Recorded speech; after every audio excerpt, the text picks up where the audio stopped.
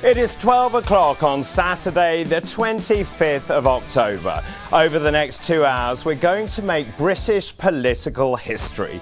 Thousands of Reform UK members from 450 branches have been mobilised across Britain. We have reporters across the nation, in England, in Scotland and in Wales. We'll have live updates from branches around the country. Our aim today is simple. It is to sign up as many new members as possible and to spread the Reform UK message. The stakes are very high, and to add jeopardy, the branch that signs up the most new members will receive a £5,000 cash prize. It is all to play for. This is Reform UK Action Day live.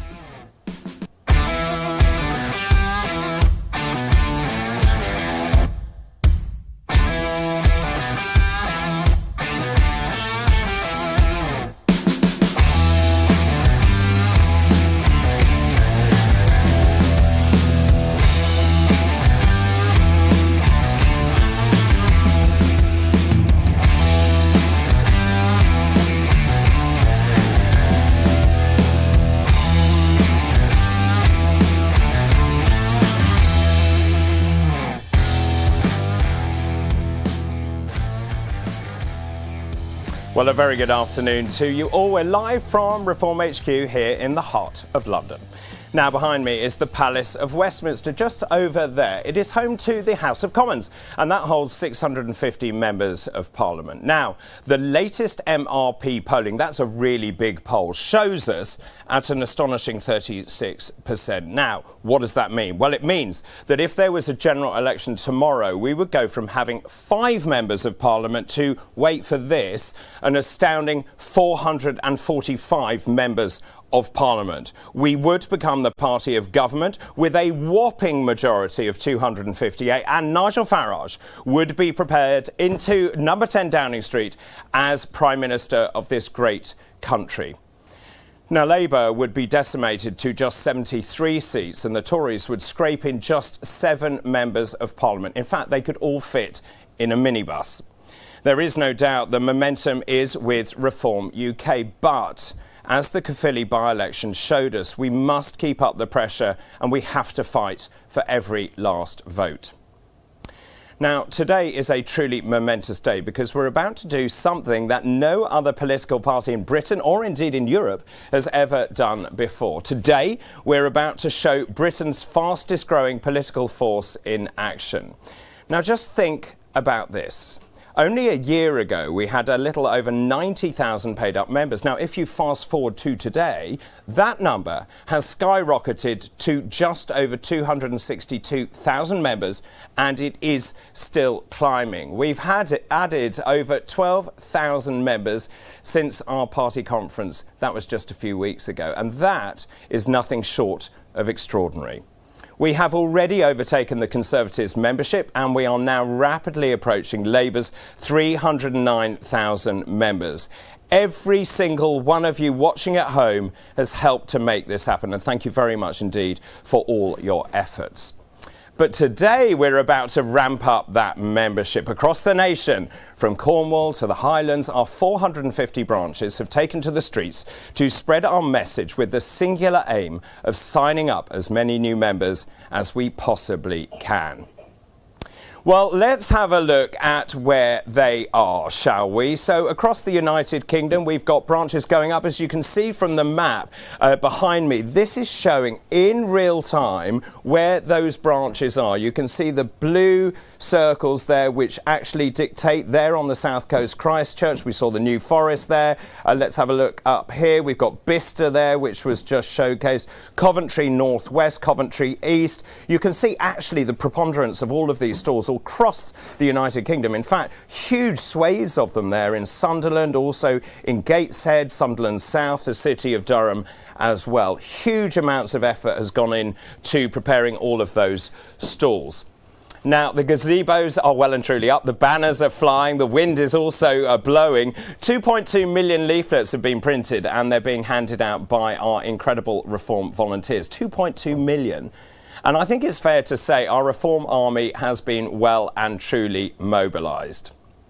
Well, let's have a look at what is going on around the country. With that in mind, let's say hello to our army joining us from around the United Kingdom. Here they are, some pictures coming in live from around the UK. I can see people upside down, people who are setting up their street stalls. It's obviously very windy here from Sophie's iPad, wherever that is. Some lovely pictures here on the bottom of the screen, but as you can see, we've got people in mid-Sussex there. You've got banners and gazebos. Oh, you've got a little person there holding up a Reform UK banner as well. So 450 branches out in force around the United Kingdom. Now, as I keep saying, the aim of today couldn't be clearer. We want to raise vital funds for the party. We also want to welcome as many new members as we possibly can onto Team Reform, and we also want to show the country the scale of our party. Now, here in the studio, we have a live membership ticker running throughout the day, and we will be keeping a very close eye on those numbers as they climb. Right, here is the exciting part. What we are seeing now on screen is in real time the number of members being signed up. Now, the exciting part of this day, the branch that signs up the most new members will win a £5,000 cash prize. It is all to play for. So as you can see, I'm going to give you the results so far. As you can see, in 5th place at the moment, we've got Blackpool and Fleetwood, who've signed up an amazing 12 people already to become members. Coventry South also tied at 12. Brentwood and Ongar in Essex at 14. Calderdale at 19. But leading the pack way out in front, as you can see, Portsmouth North and Portsmouth South with an astonishing 55 members already signed up this morning. So everyone playing for £5,000. So if you're watching this from your local branch or out and about, this really is your moment. Get out there, get signing, and let's see those numbers soar. Now, throughout the day, I'm going to be joined by a team of intrepid reporters who are dotted around the country. Jeremy Kyle is hitching a lift aboard the Reform UK bus. He is along the sunny south coast. We've also got Darren Grimes. He will be causing chaos in Durham. Laura Ann Jones will be bringing us the latest from Wales. Graham Simpson will be covering the latest developments in Scotland. Andrea Jenkins is singing our praises. Did you like that in Lincolnshire? Jamie McIver is living at large in Essex, and Sean Matthews is travelling on the Reform taxi in Boston and Skegness. Now, we'll also be hearing from Sarah Pochin, Lee Anderson and Danny Kruger, of course, 3 of our marvellous members of Parliament. It is a right rumbustious, remarkable Reform rally. Well, that is the plan anyway, but who knows what the next 120 minutes will bring. Talking of intrepid and slightly unhinged reporters, without further ado, let's see what Jeremy Kyle is up to. He's currently aboard the Reform bus somewhere down on the south coast, or as I like to say, Kyle is coasting on the coast. JK, DDB here. What's going on? Sorry, Kyle is coasting, did I hear you say? We're live, by the way, if you'd like to point your camera. Bully, how are you? Yeah, very well, thanks very much. How about you? I'm all right. There's a slight delay. This is fantastic. Let me just tell you, this Action Day is already shaping up. Just point your camera. We are in Christchurch High Street, this lovely little town somewhere between Bournemouth and Southampton. Great local activists. Here's the local chair in all of her finery. Linda, how are you? I'm fine, thank you. How are you? I'm all right. How's it going today? It's gone very, very well. Signing people up? Yes, we are. We've been doing it all morning since 9 o'clock. It's really interesting. I have to say one thing, DB, when you look around here, there's real interest. I have to say that. There really is. And just getting the message out. I'm being active about it. People have been very positive this morning. Have they? Yes. Anybody not being positive that I could deal with? Well, a couple. You can have a go. Right, David, come with me. Let's meet some of the activists. Look at all... Morning, people. Let's make some noise. See? Reform people. Haven't even offered them anything. And look, always babies. Hello, what's your name? Sophie. Sophie wanted to be on camera. How are you? Lovely, thank you. She's only here because her granddad made it. You all right, mate? Lovely. It's all going well. So listen, if you are in this area, I have to say, Christchurch, beautiful town. Lots of interest, OK? We're going to be heading across the south coast. We're going to go to Ringwood later as well. All with one aim, to sign up as many new members to Reform today. By the way, I saw Portsmouth were leading. You didn't send me there. I could have won, David. You could have won. Jeremy, thanks ever so much. We'll catch up with our other correspondents shortly as well. JK, I'll come back to you in just a second as well. Now, as well as our intrepid reporters, I'm also going to be joined in the studio by Professor Matt Goodwin, who will be giving us a fascinating insight into the changing face of British politics. He'll also explain why he thinks that Reform UK is growing quite so quickly. I'll also be joined by the leader of Kent County Council, that's Lyndon Kemcaran. Now, I think it's fair to say she has certainly made the news recently. She'll be telling us how Reform UK is making a real difference at the local level. Now, from the south coast to the northeast now, let's check in on Durham to see what Reform UK board member Darren Grimes is getting up to. I hate to think. Darren, good afternoon.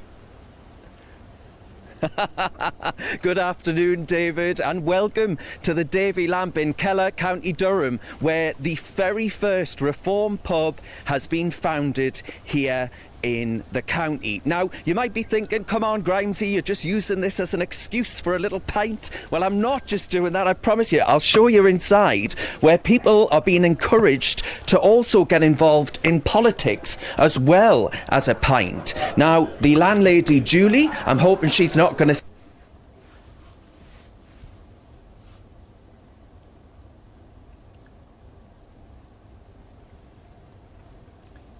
So there you are, the perils of live television. Darren Grimes disappearing into a pub for a pint, and of course we've lost the picture. Oh, we got him back, Oh, you got me back, that's good. Because I want you to meet Julie, who actually established this place, who is a phenomenal woman. And Julie, what made you actually want to set up this pub? What made you want to do it? Like I say, the local community. Like I'm saying, it used to be a very strong labour hold, but like I say, it's just the voice of the village people that's coming in. And what we found is it's talking about politics in here. It's never been known since, like I say, all the troubles that's been going on. We just want safeguarding our schools. We want to safeguard our hospitals, doctors' surgeries. We just want a safe environment. And like I said, this is not just a local pub, it's a local community. And like I said, the community all come together here. And as you can see, the majority of people in this village support Reform.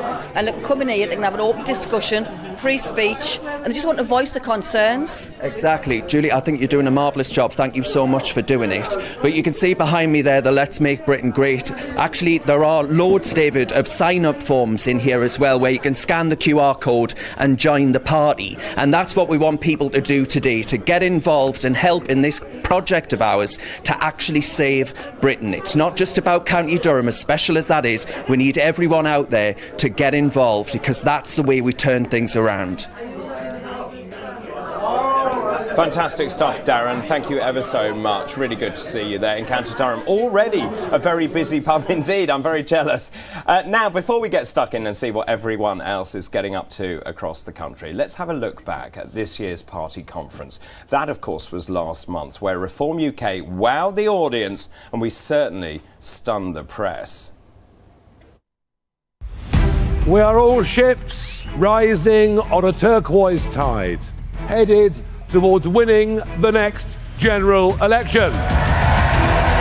Today we are sending a strong message. Reform is here to stay. Do you want your country back? Well, you've come to the right place.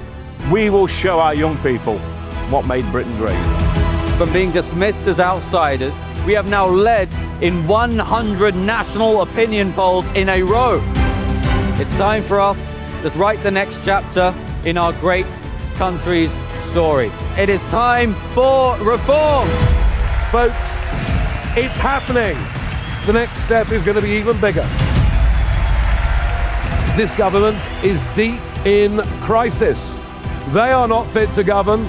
The Conservative Party are riven in the middle of all of this. There is a new, strong, unified party the party that stands up for decent working people, and we are the party on the rise. We need to make Britain proud again, because that's what this country needs. It needs hope. No one cares more about the state of this country than I do. But I tell you what, folks, that was just the beginning. Thank you very much indeed.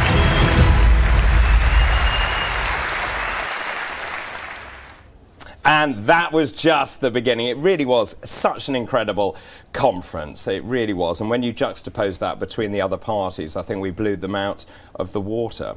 Now, joining me now is Professor Matt Goodwin. He's a presenter on GB News. He's also an academic and he's an author. Really good to see you. Great to see you, David. You know, I'm going around the country. I'm talking to 5,000 people in the last 4 months. A lot of people talking about our conference, the sense of optimism. It's so upbeat.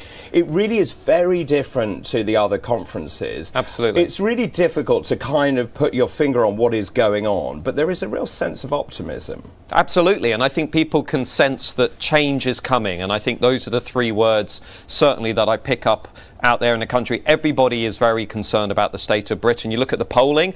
I'm a pollster. I spend my time looking at those spreadsheets.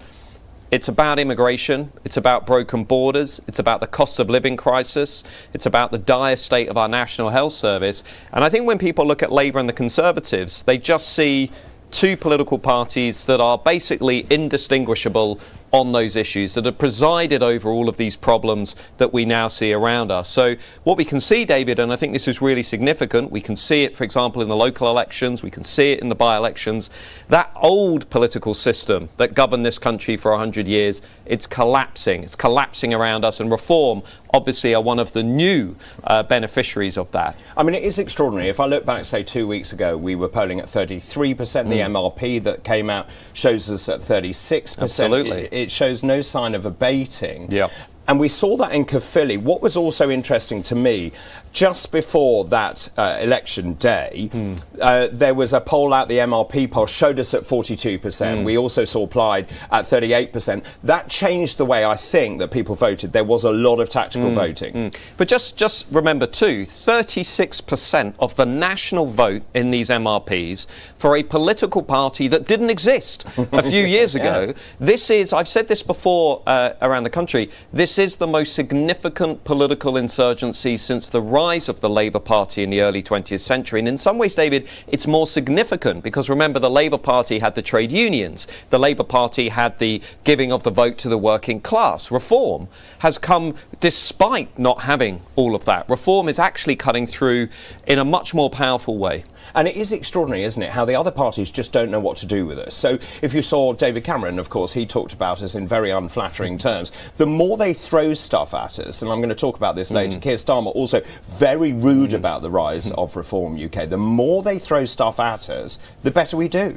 Well, look, I would say to everybody watching this, everybody knocking on doors, leafleting, who's in their local branches, just remember the story, the message from America. Because for 10 years, the left just said, Donald Trump is this, Donald Trump is that, Donald Trump is not a nice person, Donald Trump is saying all of this inflammatory stuff and so on. And what happened? Voters did not listen to it, and they made Donald Trump even stronger than he was the first time around. The reason they are attacking Reform is because they do not have answers to the problems that Reform is talking about and addressing. So they are attacking Reform because Reform speak for the people. So everybody needs to be clear about that. Now, as chairman, I'm very aware of the fact we're doing very well. The issue will be keeping this momentum, making sure that we continue to grow, because I think we can fall into a sense of complacency, or indeed the other parties regroup. They're so worried they will regroup. And of course, they will try and beat us by any means possible, fair or unfair. Absolutely. But just look at what's coming. We've got the budget in November. Labour are going to put up taxes. It's going to be really, really difficult for everybody. We have to make the argument about why Labour are coming off the tracks. Look at the small boat numbers, David. They are up already more than the number last year, and they will keep climbing because we know Labour do not have the answer to that problem. Look at legal migration, completely out of control. Look at the energy prices, the highest in the Western world. All of these issues are issues that we have to go out 2026, 2027, 2028, actually taking this argument to the establishment, actually explaining to people this is why this is happening. And crucially, and you know this more than anybody, giving people that sense of optimism. We can't just complain about the state of the world. You also have to say to people, well, this is how you fix it. We leave the European Convention on Human Rights. We detain and deport. We slash net zero. We take on woke ideology, giving people that alternative, and that will provide the momentum that you rightly point to. I mean, you spoke earlier on about the fact that this is a seismic change. I was in Liverpool 3 days ago.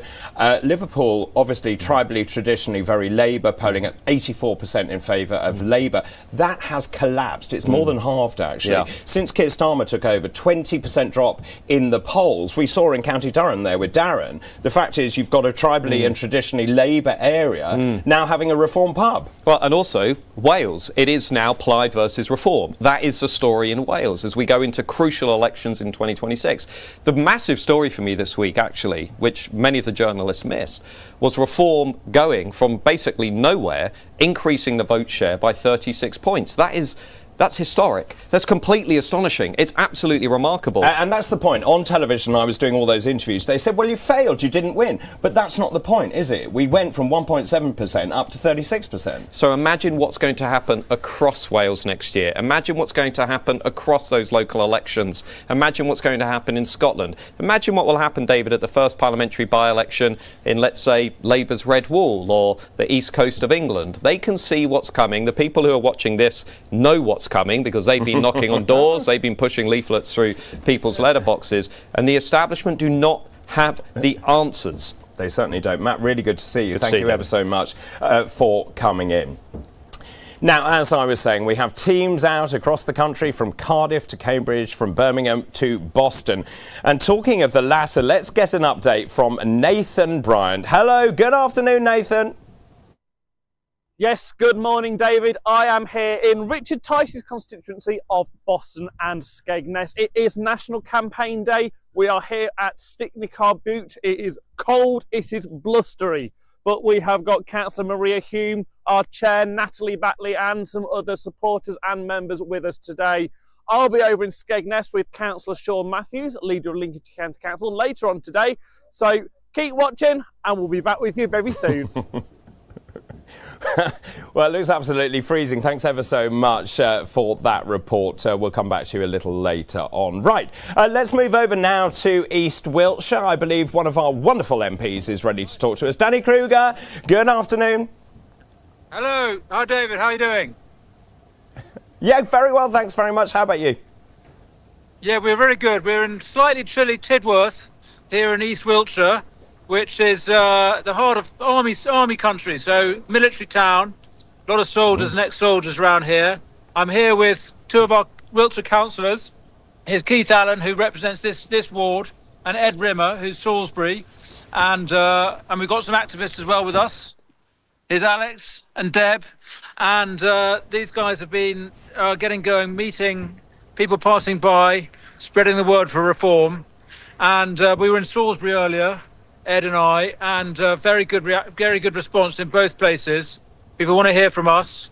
They know change has got to come, and all I can say is Wiltshire needs reform. Yeah. Well, very well said indeed. Of course, £5,000 up at stakes, of course, for the area that signs up the most number of new members. Are you confident, Danny? Listen, I don't know. We've only just got going here in Tidworth. Salisbury was having quite a good reaction. Although I'm sorry to say a passing Church of England priest didn't like us. So that was disappointing. We didn't sign him up. So, but never mind. Mostly people are passing by and saying they're encouraging. They realise that, things have got to be different in our country. Reform is the party of change. The main parties have let us down. And, there's a lot that needs to get better about our area here. We live in a most beautiful part of the country. That's true. Lots of really good things happening in Wiltshire. But we've got the same problems everywhere. There's too many, it takes too long to get anything built. You can't get a doctor's appointment. The police, they're too stretched. Crime is bad. And the only way to change all of this is to change local and national government. And these guys are part of the new wave. They were elected onto Wiltshire Council last, when was it? Last 1st of May. We're now fighting for to improve services here in Wiltshire. We don't have a majority, sadly. The Lib Dems are in charge. But what these guys, Ed, why don't you just say a bit about what you're up to at Wiltshire? Because the one good bit of news I heard yesterday is you guys, the best you could do is to vote against a pay rise for councillors. So that's something. But what else are you up to, Ed? Yeah, well, we voted against the pay rise. They were trying to, they have increased the pay for councillors, and several of us are talking about donating our pay rise to charity, because we just feel that in this current climate that's not a good idea. But, we're trying to fight for lots and lots of other things. There's we had a 12-hour council meeting the other day where they were suggesting lots of completely absurd things that we were trying to vote against, not least trying to get us to all go on LGBTQIA plus training, which I'm sure you'll be unsurprised to hear we were very vehemently against the idea of. And generally, if I can just ask you, Danny, what is the mood like there amongst the people that you are talking to? Are people receptive to the message that we're putting across? Listen, people really, really know that change has got to happen here. And what I get all the time, including from a lot of people who voted for me when I was a Conservative, is, listen, it's sad, but the fact is the Conservatives can't deliver the change that's needed anymore. And if you're on the right in politics, or frankly, if you're on any side but you really believe in change, there is only one party that can do it now. And we're up against, Lib Dems, Labour, Greens. We've got the Nationalists in Wales and Scotland. There's Corbyn. There's this whole kaleidoscope of left-wing parties now. And, that shows how bad things are in our country. What I worry about is they're going to get together after the next election and have some sort of appalling, Hamas supporting, LGBT supporting, nationalist party against the United Kingdom, trying to get us back into the EU, all the things that the British people have rejected time and again. The only way to stop that is reform. And so that means, including if you're a former Conservative, I'm afraid to say, you've got to join us. And I think that message really is landing. You see it in the polls, you see it here on the doorstep and when we talk to people in the streets. So I think the mood is really shifting our way. And what we've got to do as a party, David, and you're part of this, all of the people that I'm working with in Parliament are part of this, is we've got to get ready for government. We've got to show that when the people come to that voting moment in a couple of years' time, they know that we don't just stand for change and protest and we've got the right diagnosis of what's wrong with the country, but we've actually got a plan to change it. And that we're going to go into government with the ideas, the people, the legislation, all of the parts of a functioning government to deliver the change that people so desperately want. That's what I'm hearing people looking to us to deliver. And that is our job. It's a serious responsibility, but it's one that Nigel, Zia, the other MPs and I are taking really seriously. Well, Danny, really good to talk to you. Thank you very much indeed for your time this afternoon. Great. Keep up the good work and the effort. I want you to sign up as many new members as you possibly can.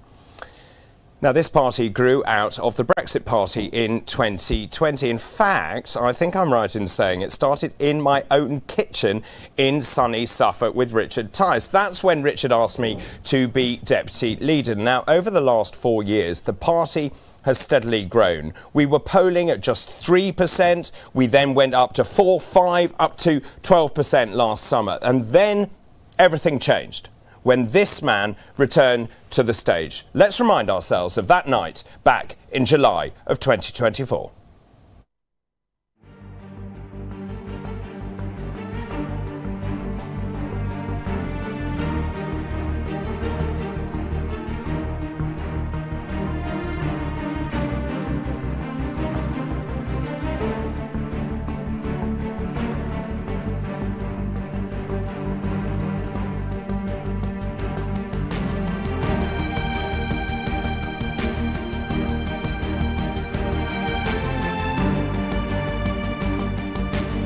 I think this is a fantastic time. We haven't got all the results yet, so we're going to wait for all the votes to be counted, but it will be a fantastic, historical moment for Clacton and our country.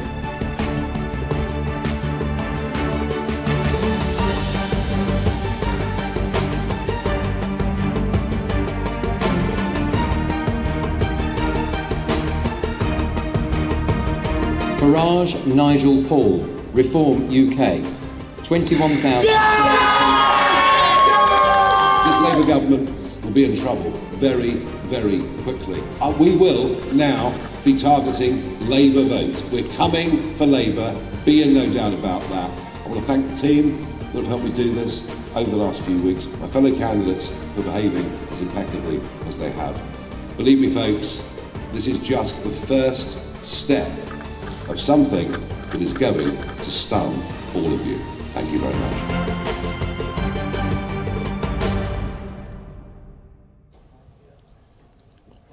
It was such an incredible night. I was actually doing the BBC's coverage, ITV coverage that night, and I saw those results come in, the exit poll. I couldn't believe my eyes, and of course we got our members of parliament elected. It was a sensational night, really sensational, and we made history, we continue to make history, and that is what we are continuing to do today. Let's go over to see Jeremy Kyle again. I wonder where you are now. JK, where are you?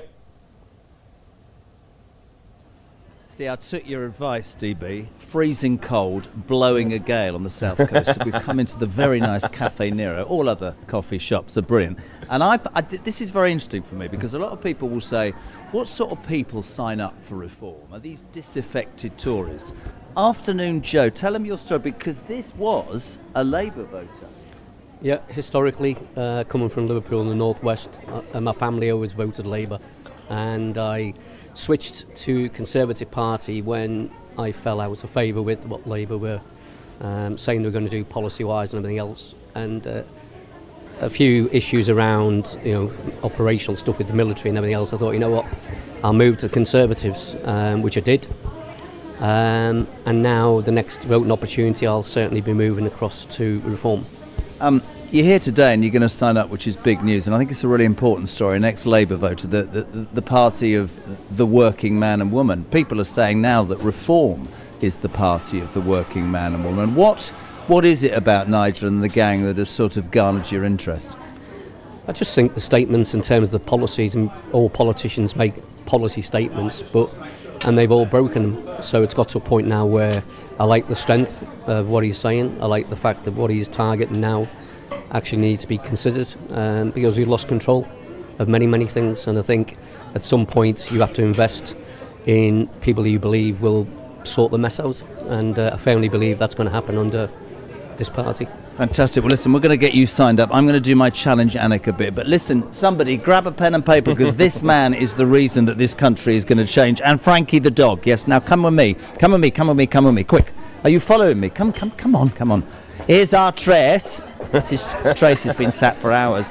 You didn't get me a coffee. How are you, love? Oh, I'm fine, thank you. Tell me, sat here in a coffee shop in Christchurch out of a gale, why are you a Reform voter? Well, I think the governments that we've had in the last few decades have not really done what they said they were going to do, and I think Reform, maybe they can do it. So that's why I would vote for Reform. And in terms of, your peer group, your friends, your neighbours, what is the feeling? Because, of course, on a national level, you'll see it in the newspapers, Reform's been leading in all those polls. But what do your mates say? They think the same as I do. Have you signed up?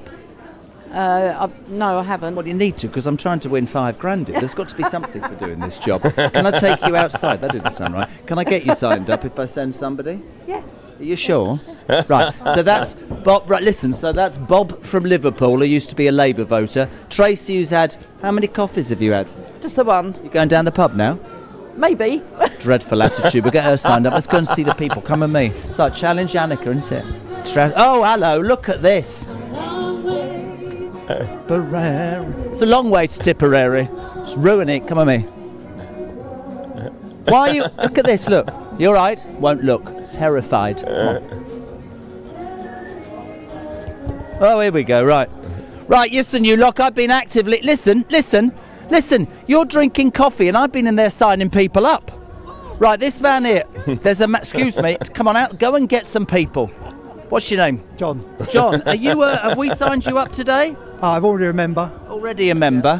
Why is Reform the answer, he says, freezing cold again? Because they're just common sense policies that everyone can relate to.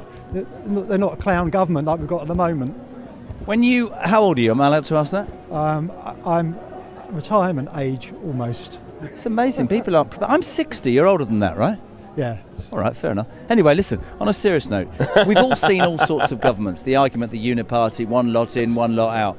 But actually, there seems to be a feeling in this country that change is coming. Got to, isn't it? Because we've had the Tories, 14 years of Tory rule. They've done really the job of Labour. Well, we've just had mass immigration, and the country's going to the dogs. And then you've got the Labour, just got it worse and worse and worse. It's got to end. We'll get reform in, save the country. What do you say to the people who say, "Oh, look what happened in Caerphilly, and tactical voting? Everybody will do whatever they can to make sure this doesn't happen." Do you think the groundswell is going to be so strong? Well, the groundswell will be strong. It's getting stronger every day. And by the time the next election comes, which hopefully... I've just signed 3 people up in Cafe Nero. I know what you're talking about. This is it. They're not going to get another election in 2029. I'm sure it's going to be before then, the way the country's going down. I think it'll be before 2029. It's got to be. And it's just getting worse and worse every day.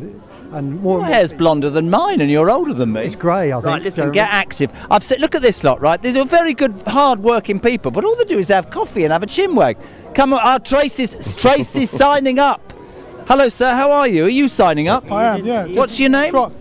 Chris. Chris, tell me why you're signing up today. Crikey, I watch you on TV all the time. Good man, excellent. How are you? Sorry, before you give your details over, I wouldn't trust him, by the way. We take money out your bank account. Why are you signing up to Reform? Well, because I think they're a sensible party. You know what they're talking about. And I love Nigel Farage. You love Nigel Farage? Yeah. Could you say I love David Bull as well? I love David Bull as well, yeah. Is he here, though? No, he's not here. No, he's in like the mothership. I've been relegated. Do you live in Milford? Well, it doesn't matter where I live. I've been relegated to a reporter. I'm running around like a headless chicken. You're doing well. I'm doing well, am I? Yeah. Do you think I could do this for a living? Definitely. Fantastic. Well, I'm going to take my massive bus now, and I'm going to somewhere called Ringwood. What's your name again? Chris. That's Chris. That's 4 people. Oh, hello, darling. What's your name? My name's Jan. Jan, you're about to sign up. Yeah. Tell me why, seriously. Because my friend, I believe in it, because my friend tells me all about it and I believe in it. It's gonna make believe it- in reform. She believes in reform. Yeah. Fantastic. It's good to hear. David, on a serious note, listen, I was at that bloody group. Come here. Thank you very much. Keep signing. Look at this. I'm going to leave you with this. Amazing. All sorts of people signing up. And it's just a case of getting out and talking to people and saying to them, why do you believe change is coming? We're going to hop on the bus. We're going to head off to Ringwood, do the same. But for all the activists here in Christchurch and all the people, just total respect. You can just feel it. Something's happening. We'll pass back to you. I know we can't do a two-way, but I think you're looking lovely. Bye. Not as lovely as you, JK. Thanks ever so much indeed. So just bringing you the latest numbers. When we went on air, we had 262,000 members. We've put on another 784 members. Remember, we've already surpassed the Conservative Party. Now, the Labour Party pretends they have 309,000 members. We don't believe them. They've taken their ticker down because we believe that we have actually overtaken them so far. But let's see, let's go with their game plan at 309,000. That's why actually every single member counts, because we have to prove that we are the largest party in this country. So from Jeremy Carl, let's now go over to Andrea Jenkins, who's in Gainsborough in Lincolnshire. Good afternoon, Andrea. Hi, David. It's very hard to hear you, but can you see we've got lots of members here? I can, Andrea. I've even got my Clifford. My little one has been coming up to everyone saying, become a Reform member. So now you've disappeared off the screen now. Right. There you are. Brilliant. So we've been signing people up, David, and I'd say probably 99.9% of people are supportive, which is wonderful. And just in terms of that, Andrea, when you go up to people, are they keen to listen? Will they talk about the country, their frustrations with what's going on in this country, what they want to see change? I mean, it's funny you should say that, because we spoke to 2 people at the front here on a chair, and they wanted to come and join for the broadcast. David. Well, there you go. Join for the party. Absolutely. So we've got people who we just met in the street who wanted to join. And are you surprised by actually what you are seeing? Oh, it's amazing. Absolutely, David. It's the two-party system's dead, as we already thought, and people wanting reform now. And David, Superman.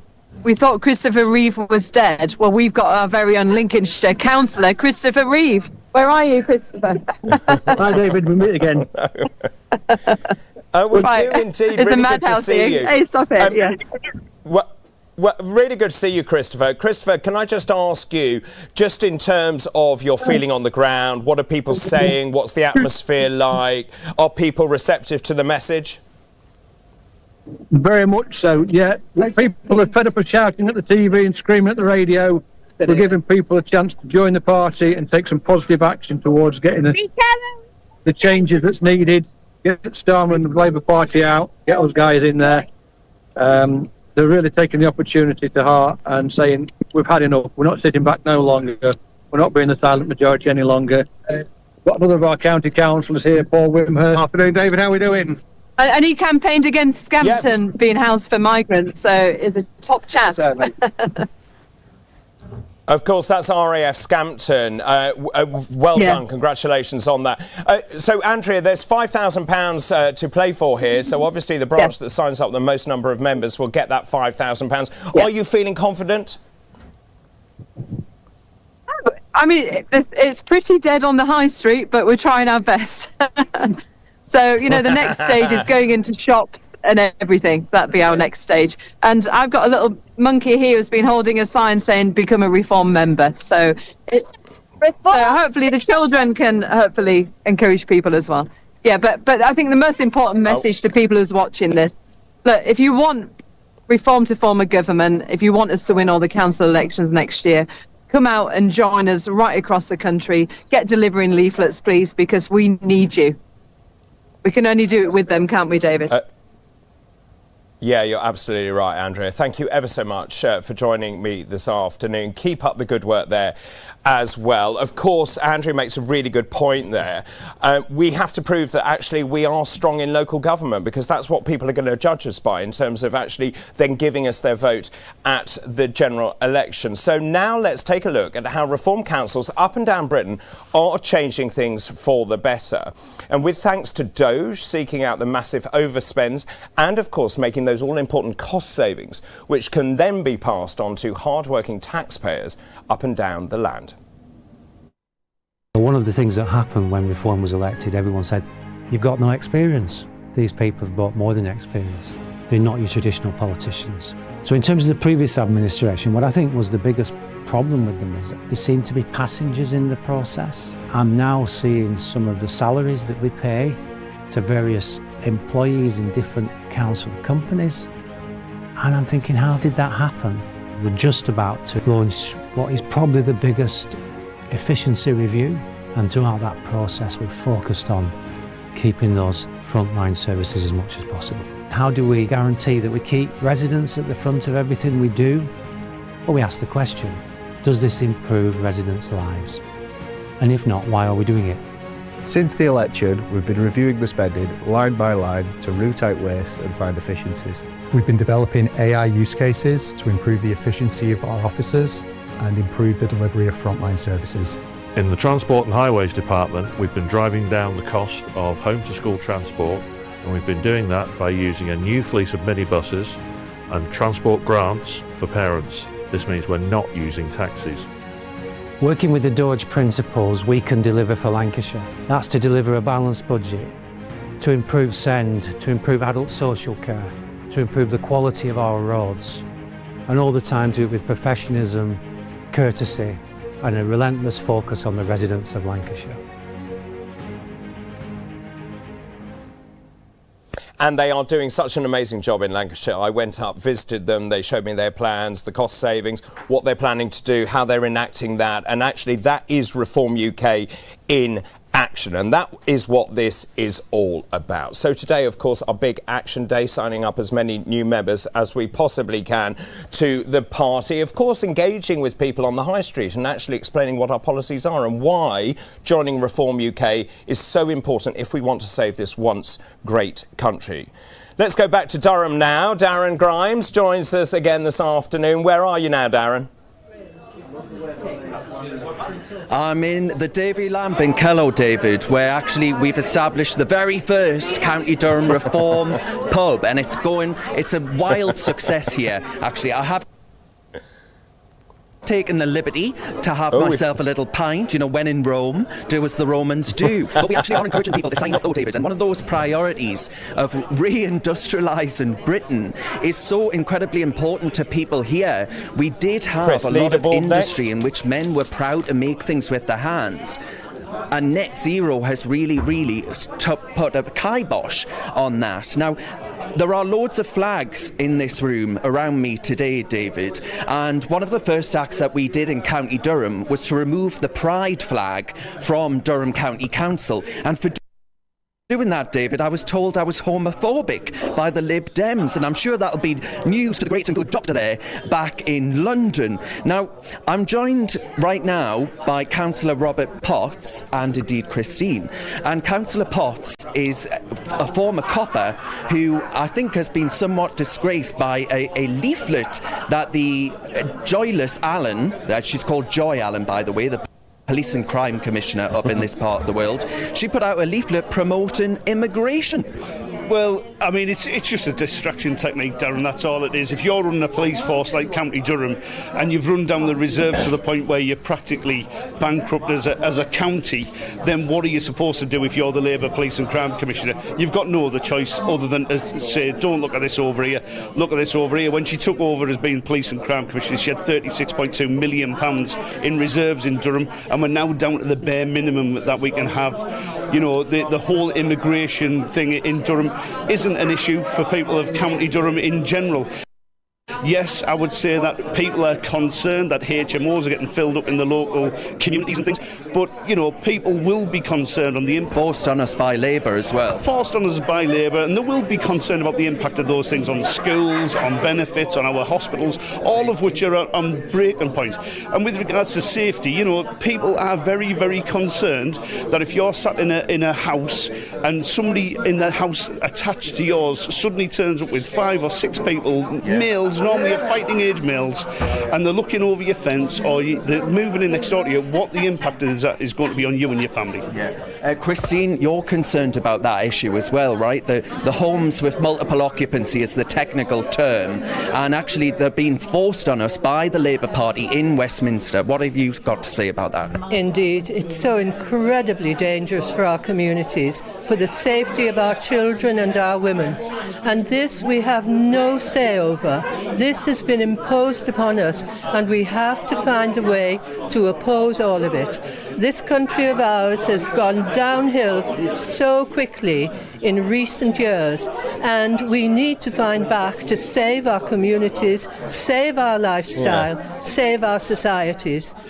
Thank you so much. I agree, Christine. Well said. Very well said. And there are a load from Bishop Auckland in the south of the county up into the north in areas like Stanley. There are action days taking place, stalls all over the place, which are signing people up. So I'm hoping County Durham is going to do you proud as well down there in Westminster, David, because actually I think what we're hearing is that people are so very, very fed up and are really quite disheartened by the fact that their ancestors who were down the mines or fought in various wars are now actually seeing that rich inheritance of ours utterly squandered, David.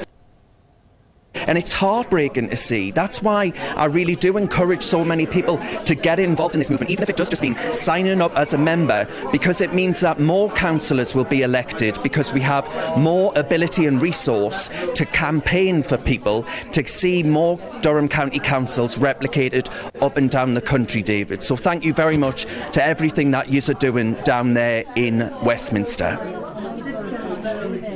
Darren, thank you ever so much. Do you know, it's amazing. I'm going around the country speaking to all sorts of meetings, actually, whether it's in working men's clubs or in pubs, all sorts of venues.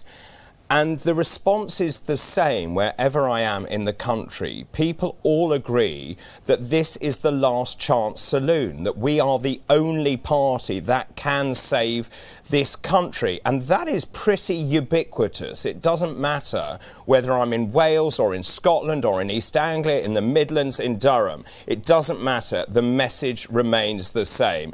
And that is why we are seeing this enormous response to our membership drive. Let's just look at those numbers. We started this morning at 262,000 members, pretty much bang on. I can tell you that since we've been on air, what's that, only 49 minutes, we have added another 858 members. Now, I've never seen anything like this in my time in politics. You can see the total number there now at the bottom of your screen. 262,858 members. That is amazing. Thank you ever so much to everyone who is joining. Our mission is critical. Let's also now look at the branches themselves. I keep saying that actually I want to see how each branch is doing around the country. We have a leadership board. As I said, we've got £5,000 which is going to be given to the best performing branch. Let's start there at number 5. Normanton and Hemsworth there have signed up 14 members. In third place, Blackpool and Fleetwood, amazing, 15 members already. Brentwood and Ongar in sunny Essex, that's 18, I think, they've signed up already. Calderdale, at 23 new members, but way out in front on the south coast, Portsmouth North and Portsmouth South. They've signed up an astonishing 69 members so far. In fact, actually, very interestingly, they've been ahead of the game from the word go. They literally were out on the streets signing up members from the minute that we started. Well, joining me now, I'm delighted to say, is the leader of Kent County Council, of course, a Reform UK-controlled council, Lyndon Kemp-Carran. Very good afternoon to you. Good afternoon, David. Now, don't shout at me, because obviously you have made the press. I mean, it is extraordinary. I was doing all these interviews throughout the week, and of course that Zoom meeting was leaked. Lots of people have said, oh, well, Kent County Council has lost control.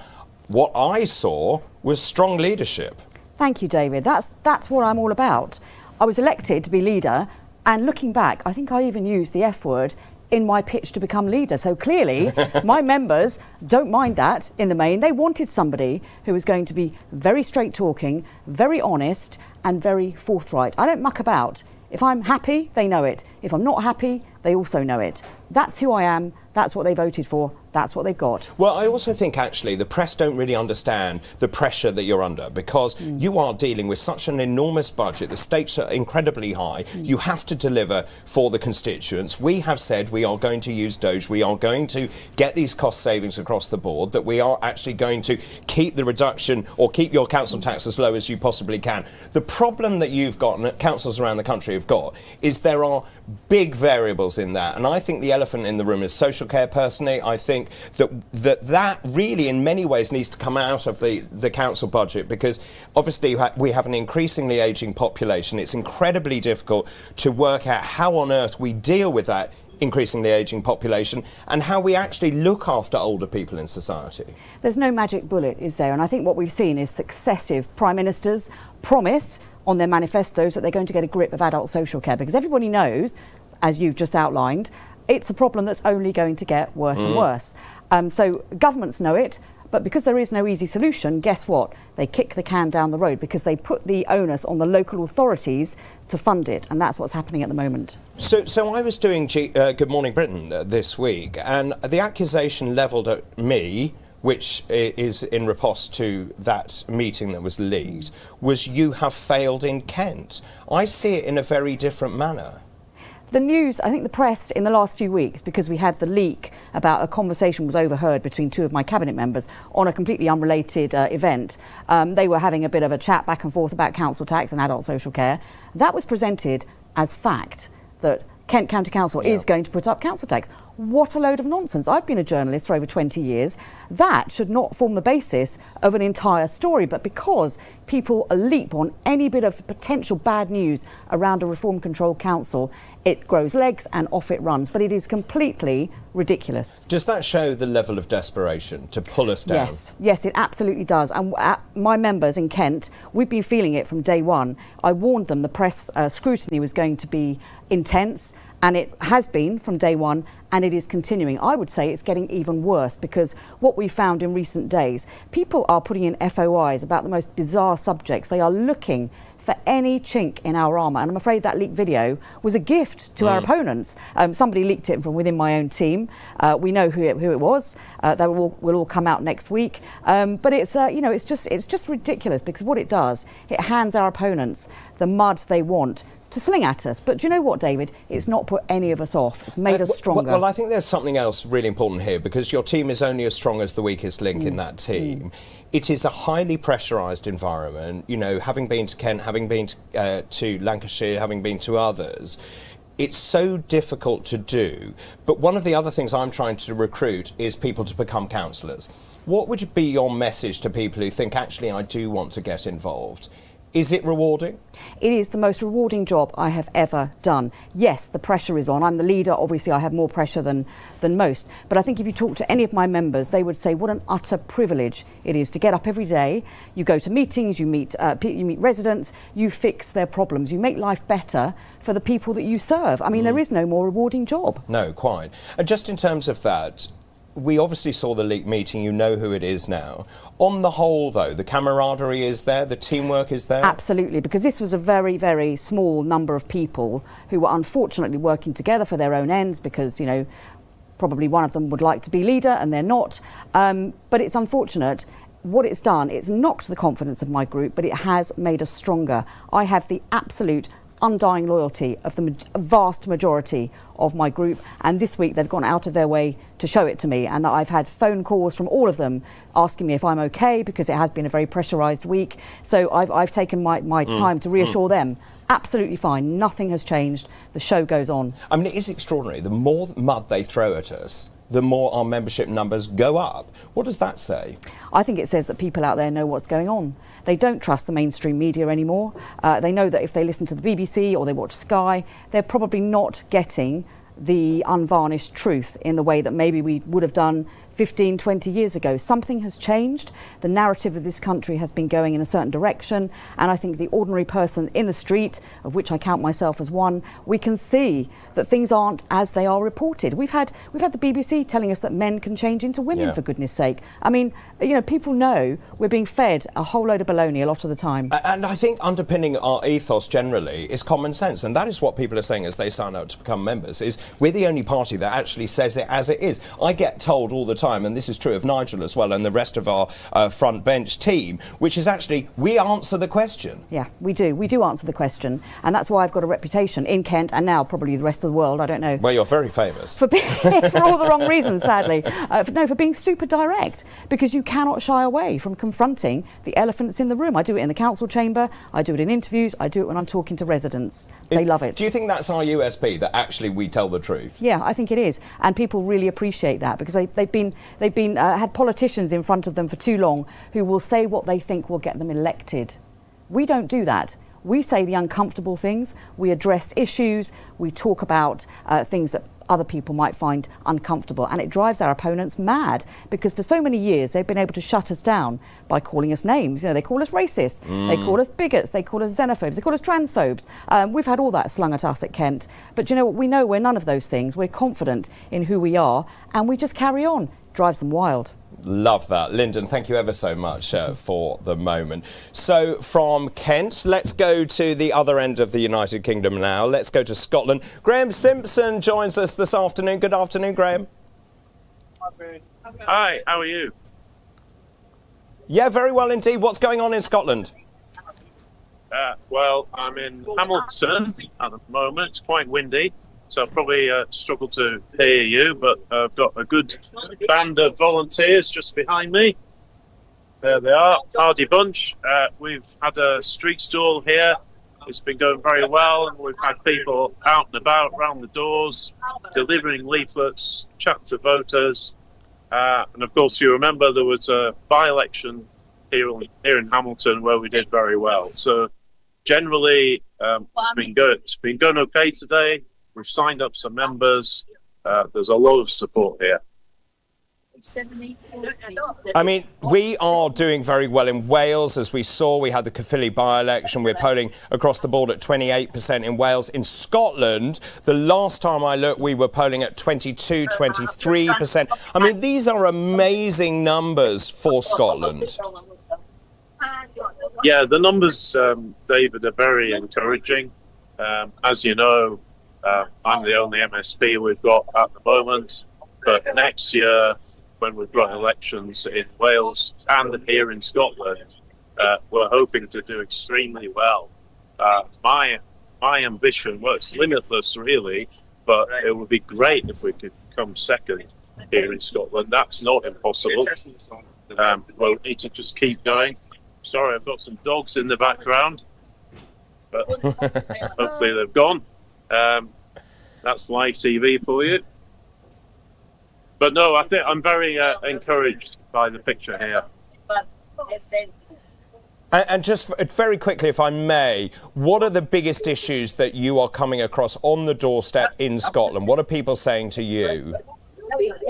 The number one issue here is the state of the health service, which of course is devolved, so very different from in England. Probably the same sort of issues. People can't get to see a GP, the waiting lists are far too long, and next year the SNP will have been in government for 19 years. This is entirely their responsibility. So I think, next year our message has to be how we are going to improve the lives of people in Scotland. The number one issue being the health service. And of course, that sort of puts the nail in the coffin of independence. It actually shows that a devolved administration cannot deliver on matters that are intrinsically important to people in this country, in this great United Kingdom. And as you say, health is right up there. If you don't have your health, you don't have anything. Yeah, that's absolutely right. If we're not healthy, we don't have anything. But health is linked to all kinds of things. Education as well, that's also devolved. Housing, that's also devolved. Everything is interconnected. So as you know, David, when I spoke at the conference in Birmingham, I was talking about these issues and talking about how next year in Scotland we need a recovery government, recovery from 19 years of SNP misrule. So that's the challenge. And I'll be working with colleagues. I've got some great colleagues in Reform here in Scotland. I'll be working over the next few weeks and months to come up with a package of policy proposals that will show the people of Scotland that we're serious about improving their lives. And Graham, just in terms of today, we're giving away a £5,000 cash prize to the branch that signs up the most number of members. Is this going to be a Scottish victory? Well, it would be nice if it was. We have signed up some. I'm not saying we're going to be in the lead, but we're doing our best.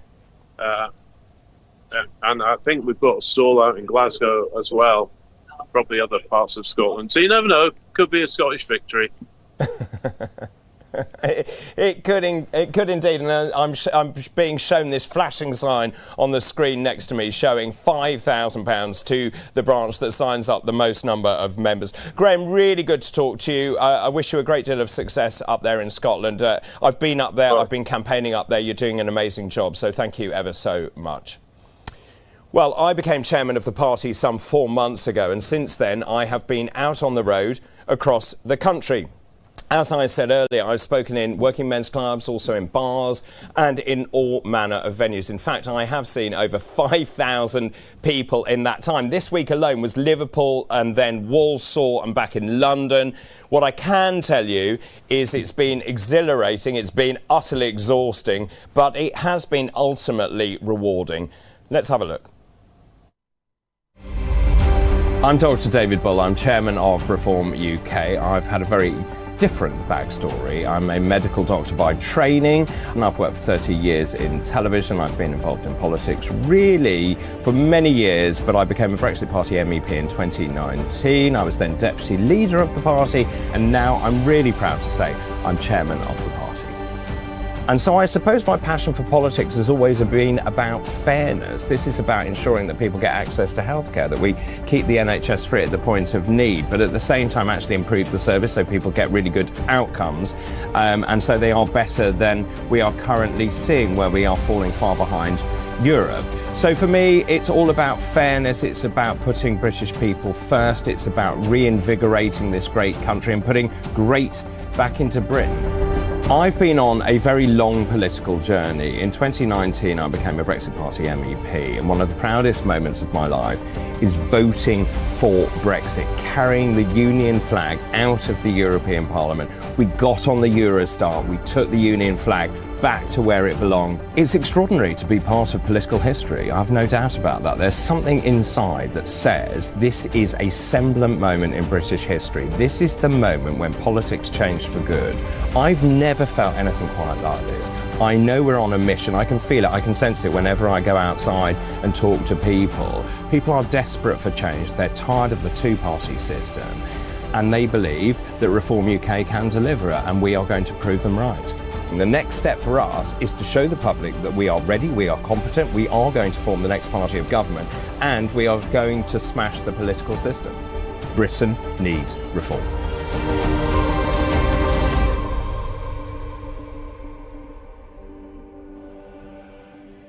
Wow, what a roller coaster, and how I've aged, I think you can say from that VT.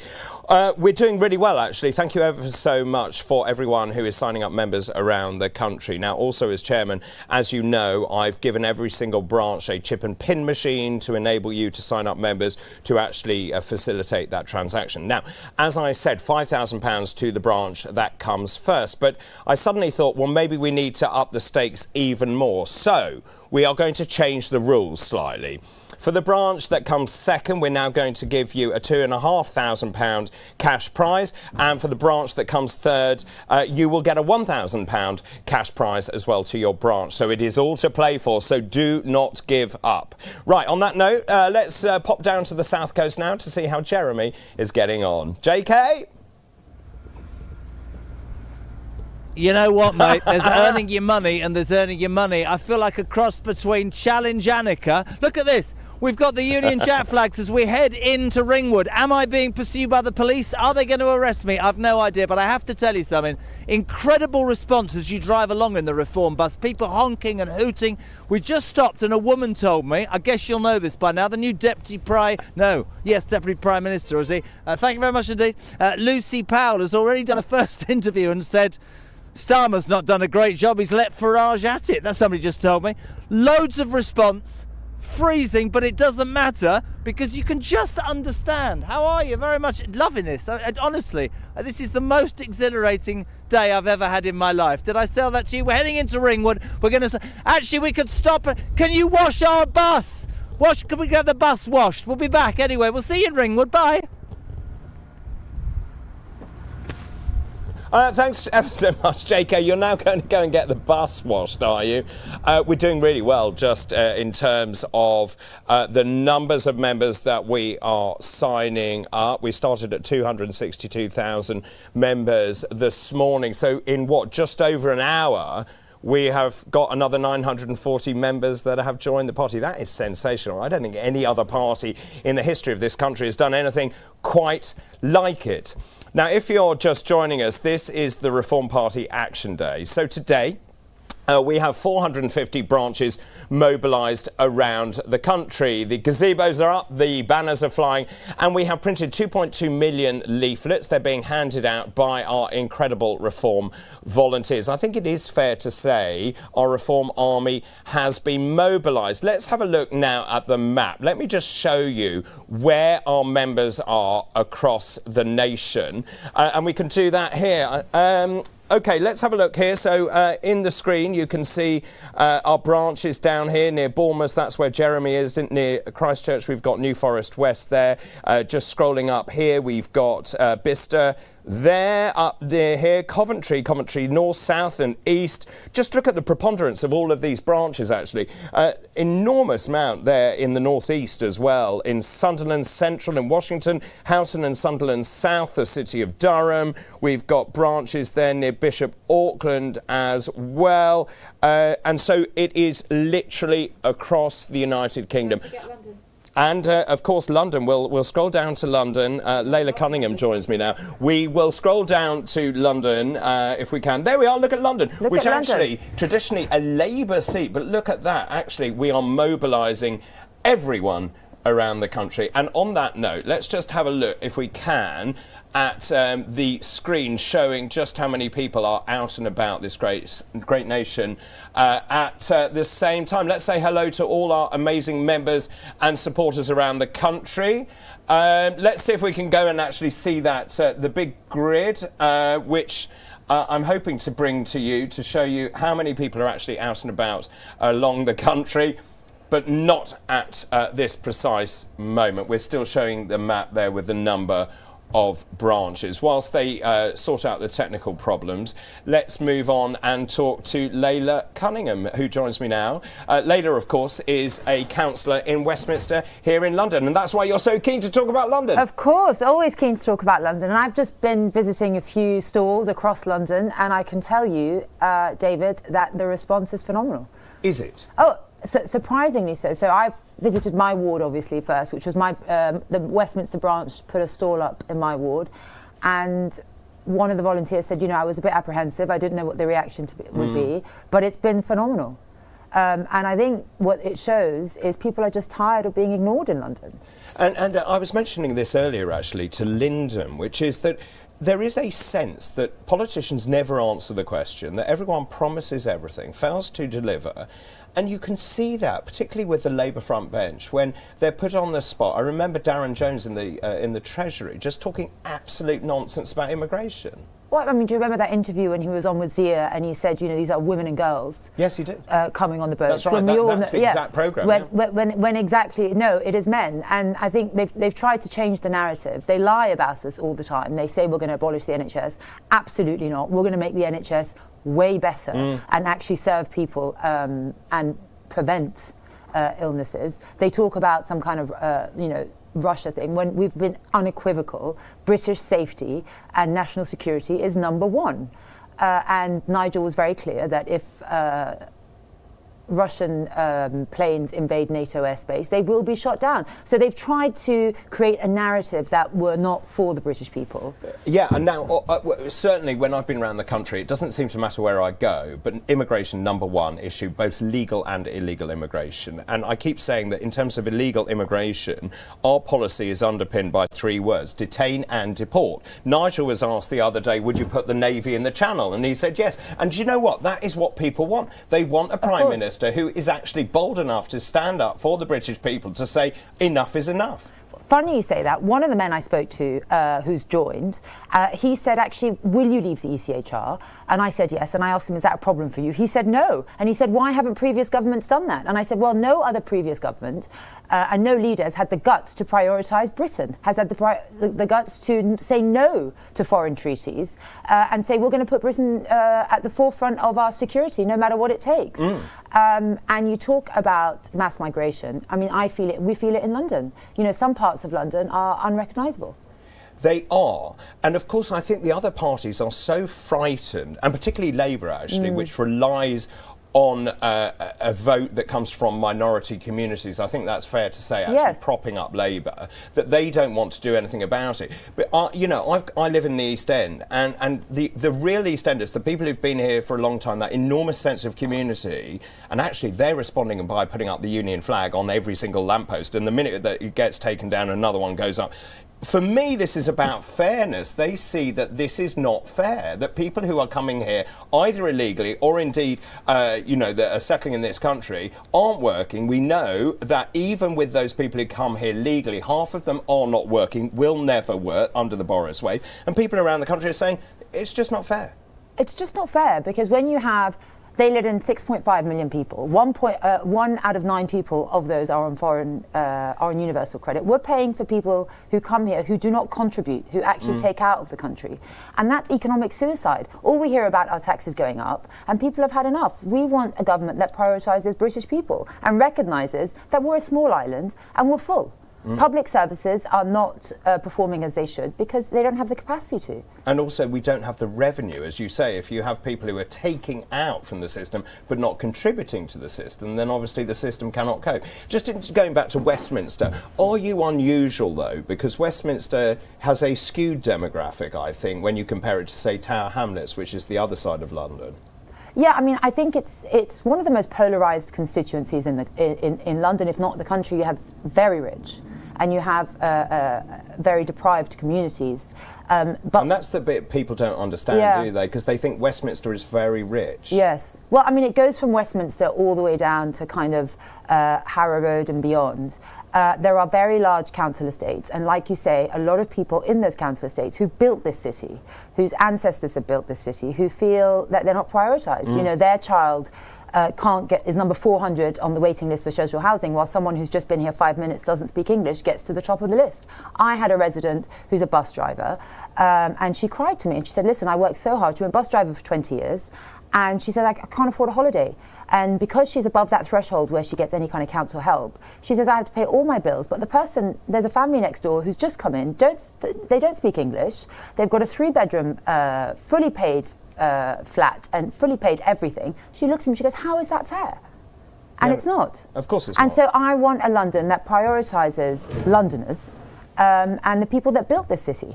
Can I just ask you about Sadiq Khan? Alex Wilson is doing a fantastic job on the London Assembly, but Sadiq Khan is downright rude, actually, when he's asked questions. Sadiq Khan basically takes London for granted. It's his little kingdom. And what he's done is he's run it into the ground.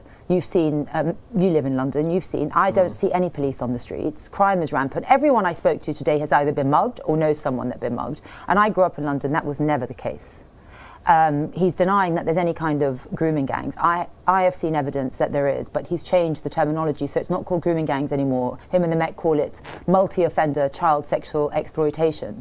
So when What on earth does that mean? Well, exactly. They're hiding behind terminology. The pattern is the same. The horrific abuse is the same. These girls are raped, tortured, and groomed. And now the Met has admitted that they're going to review 9,000 cases as a result, actually, of the Daily Express's investigation. And I think there's a lot of questions to be answered. And London cannot let this continue. We need answers. I feel very sorry for frontline police officers. Many of my friends are police officers. Under Labour, crime has been decriminalised. You can nick 199 quid's worth of stuff from Tesco or the Co-op and no one does anything. The frontline police officers are being stuck doing paperwork. The whole thing is balmy. Yes, it's balmy. And I speak to a lot. I used to be a senior Crown prosecutor in London. Yes. And I speak to a lot of police officers. And what they tell me is, number one, there's a big recruitment problem in the Mets. Nobody wants to be recruited anymore because there's no respect for police officers from the top. And that trickles down to the public. And when I speak to the public, they're like, well, I don't call the police. They're angry at the police. They're angry because they don't respond, crimes don't get solved, and they don't see them. But that's not really the police's fault. That comes from the top because it's the mayor that sets the strategic plan for the police. He sets the budget for the Met. And he's actively deprioritising police. The more crime goes up, the less police we see. He's taking police out of all the royal parks, which was a safe haven. His manifesto pledge was to have police counters in every branch or every borough. That's gone. Police stations have been shut. And he's so focused on punishing motorists, that actually high streets are suffering as a result. Yeah. And criminals are getting away with it. Can I ask you finally, if I may, just about today? We always do things differently in this party. We are very unlike the other parties, and today is a very good example of that, trying to sign up as many members as we can, spreading the word. Actually, I think it's also fostering that kind of community spirit of reform branches around the country. The response is amazing. Oh, in London, it's been amazing. It's been invigorating, actually. I've really enjoyed it. And I was telling the people that organise this, we need more because, people want to hear from us all across the country. So when we have a stall, it's an open communication. And you say we are different. I think we are different because we represent those that have been ignored, right? And we are listening.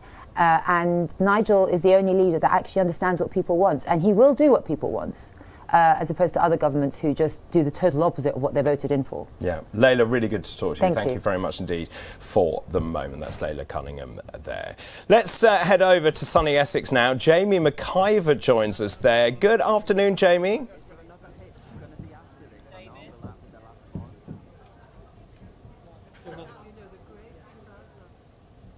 Good afternoon, David. Oh dear.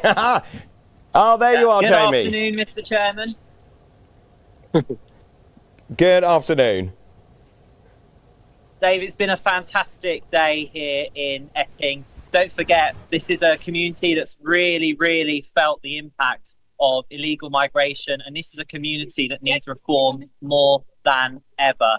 And it's been wonderful meeting many of our members. I have to admit, David, we are a branch that it's an action day every day here in Epping Forest, and we're very fortunate to be in Epping on the border of many other branches, and so many people are coming up to us to say that we're already members and lots are going home to join too. And I tell you one thing, David, us being present here on the High Street, it's giving people hope. It's giving people hope that what they're seeing in the news, what they're seeing in the polls is real, because Reform and the Turquoise Army are on their High Street. Amazing stuff. I mean, obviously, Epping's been in the news for all the wrong reasons, actually. There is a real feeling on the ground in Essex. I was there, actually, with you in Epping not that long ago. There is a real sense, I mentioned this right at the beginning of the programme, that this is the last chance saloon to, I hate to use this expression, but take back control of this country. Well, of course it is. Reform UK is the final hope this country has to go back to being the Great Britain that we know and love. When we see our flag, we see them now on every lamppost in Essex for sure. We love our country, but our country is spiralling out of control, David, and it's not a case of in a few general elections' time. The next general election is the last chance we have to save this country, put Nigel into number 10, have a reform government, and to save this country. And as you say, not just taking back control of our borders, but taking back control of our entire country, rooting out the waste and inefficiency in government that we've seen in our own local councils, rooting out the woke ideology. We have people working in the civil service that are more interested in debating where the pride flag should go on a lanyard rather than actually delivering for the people of this country. How many more people need to wait too long for an ambulance? How many more people need to pay excessive taxation? How many more entrepreneurs are going to flee this country? It's time to save our country, and people realise the urgency, which is why they're joining today, which is why you're seeing hundreds of people join our party across the country, because people realise we are the People's Army and this is it.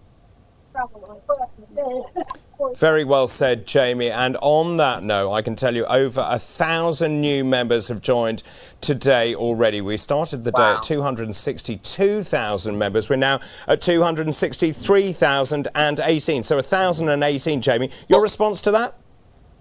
My response to that is I think this man here is going to be very, very happy when he finds out about that news too. We have had a cardboard Nigel having selfies with many young people. And I'll tell you something interesting, David. I bet you, of those thousands of new members that we've had today, I bet many of them are young people in their 20s who are seeing how their future is frankly a miserable one unless Reform take control of this country at the next general election. So, Jamie, just picking up on that note, that's one of the things that I talk about a great deal, which is when people say to me and to us that actually our supporters, our members are all older, that isn't true. 60% of our voters are under the age of 50. Absolutely. I mean, today we signed up a member who was at university. He's down for the weekend. There are young people across this country who are hearing from their grandparents about how wonderful this country used to be. And they're thinking, why is my future not like this? You know, we have knife crime in this country has become normal. Here in Epping, we've had a 14-year-old schoolgirl sexually assaulted in her school uniform by an illegal migrant staying in a hotel just down here. People, particularly young people, are hearing and reading about this, and they are saying enough is enough. They don't want to have a country that's constantly in decline. So, David, anybody that tries to suggest that all of our members are old people, I'm sorry, it's just frankly wrong. But many of our critics, David, as we know, they don't like facts, because if they liked facts, then many of our comms would not have to be to simply rebuttal the lies that Labour peddle in the media, whether that's also what the Tories try to say about us. We know that, frankly, people that criticise reform, they don't tell the truth, because the truth is reform is on the march and reform is marching to a winning victory. I would agree with you, Jamie. And also, just going back to Essex, I was there with you, that amazing branch event you did. Sarah Pochin came and spoke as well there. There is a real sense when I'm in Essex that this is the heartland of the Reform UK movement. You get hooted, as you see just then. You know, all the cabbies are out in force in our favour. I get into a black cab and they just want to talk about Reform UK. No, you're completely right. And actually, just here in Epping Forest, David, last week, we won a by-election in Buckhurst Hill, which is one of the safest Conservative seats in Essex. And Reform UK won. We had a double win electing 2 councillors. Essex is the heartland for reform, because what reform represents is common sense. And I believe that the phrase common sense probably came from Essex, because Essex is full of entrepreneurs, it's full of working people that get up in the morning, set their alarm.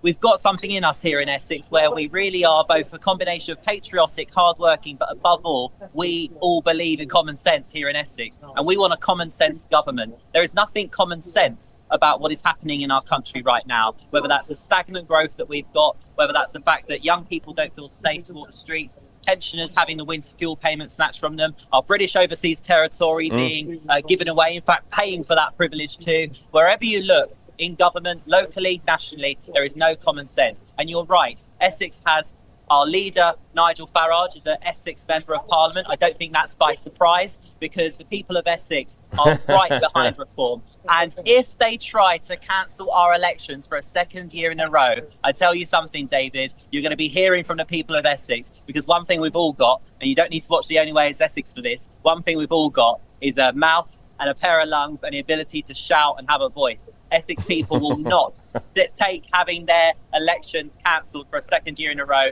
lightly. Quite right. You've got to love Essex. Thank you ever so much, Jamie, for the moment. Now, in his keynote speech at the Labour Party conference, Keir Starmer said that Nigel Farage was not a patriot. Now, I found that incredibly insulting, as many of you did as well. I don't know a more patriotic man than Nigel. He is a man, and let's remember this, who has fought tooth and nail for this country. He is the man that spearheaded the Brexit campaign. He is the man that led us out of the federalist European Union. And Nigel Farage's determination to fight for you and for this country knows no bounds. And when he returned to frontline politics, everything, and I mean everything, changed. Take a look at this. We have a chance of doing something really historic.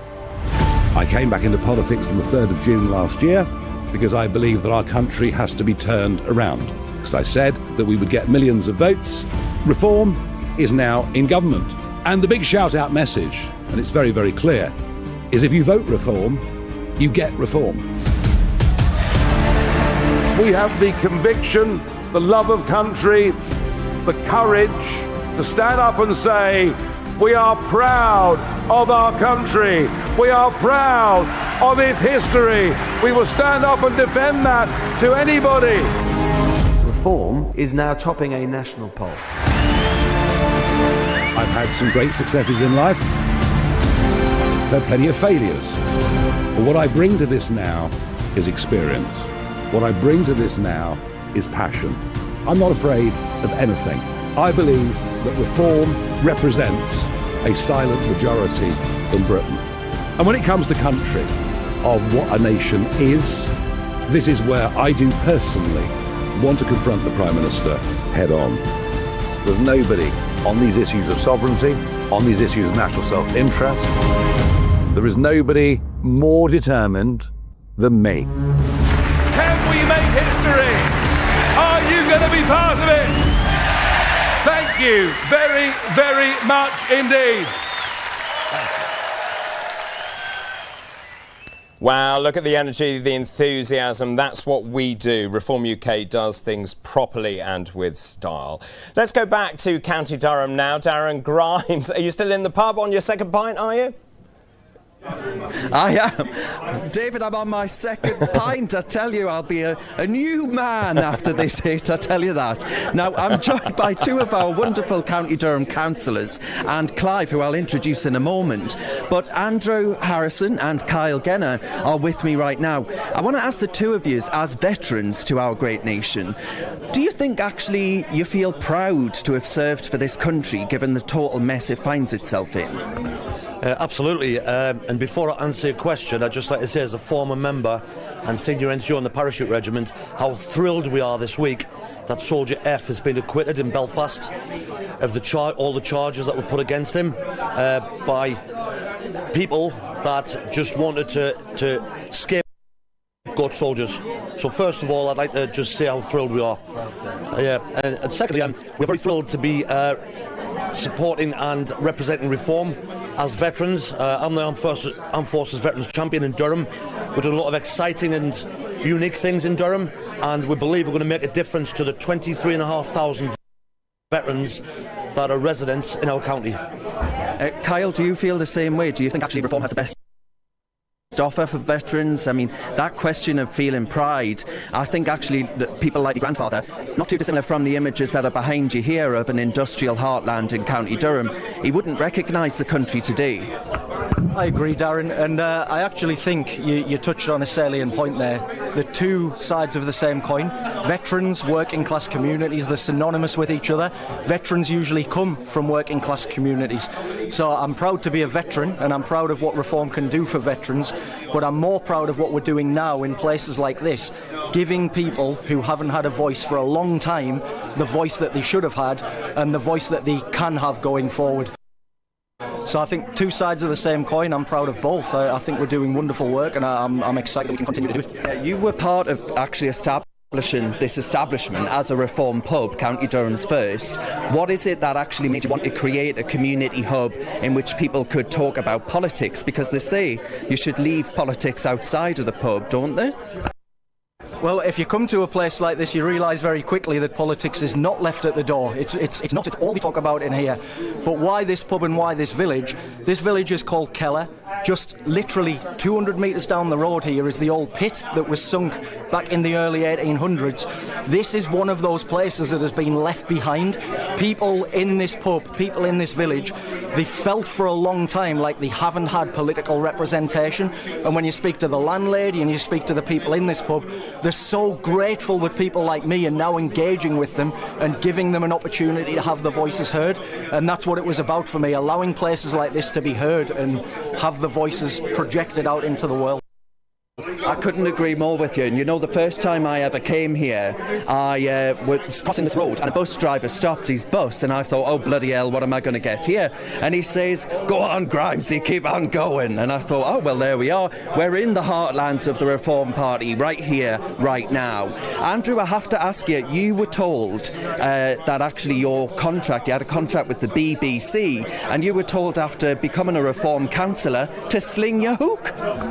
That's correct. I worked for several main TV brands over the last 4 or 5 years, including Protection during the riots and a lot of disorder in the UK. As soon as I gave an interview with one of my fellow councillors asking for help for veterans in Durham, my contract ceased the next day, which I was absolutely shocked with. You know, becoming a Reform councillor is trying to help people, and I think I'm doing a great job in Durham at the moment, creating networks and getting a voice heard.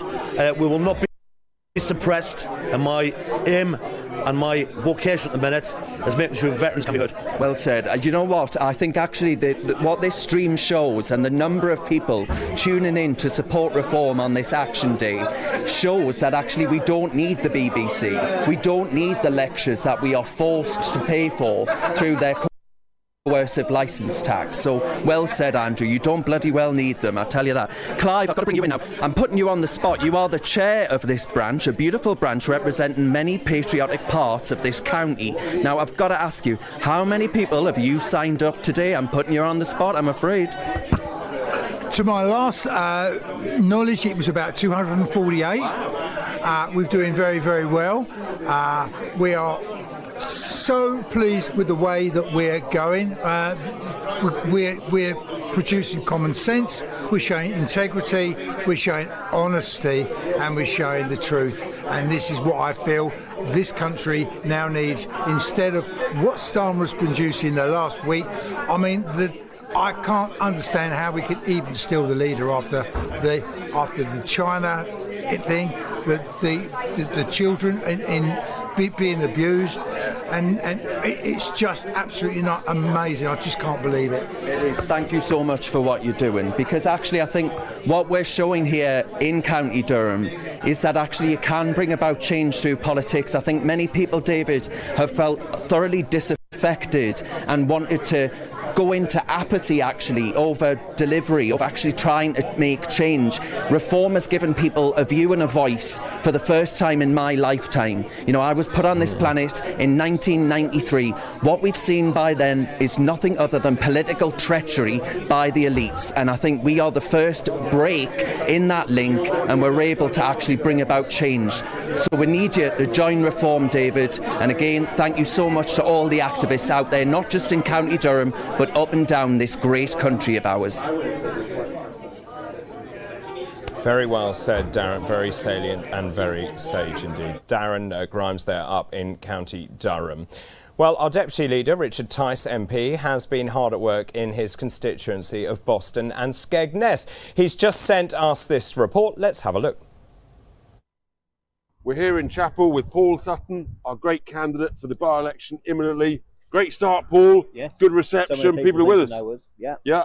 We've got huge recognition, lots of support. If you want reform, you've got to vote for it.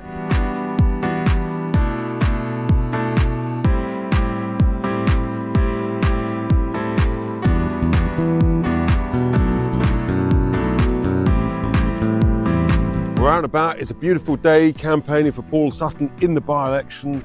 Thursday, the 13th of November. Getting a great response.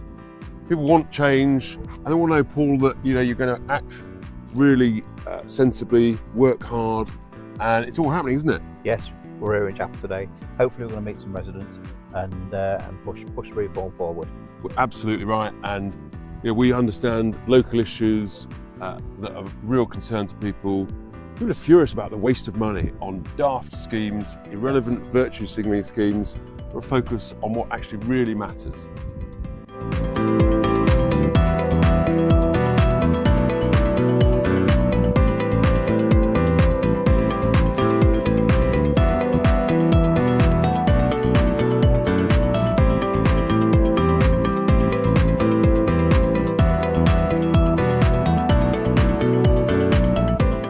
Paul, we're getting a great response, aren't we? Yeah, everybody that we're bumping into seems pleased to see us, so it's a good thing. It's a good thing, and they know that as a local candidate, local person, you know what needs to be sorted in terms of the streets, but also a big issue about the local flood defences, and we've got to really battle on that.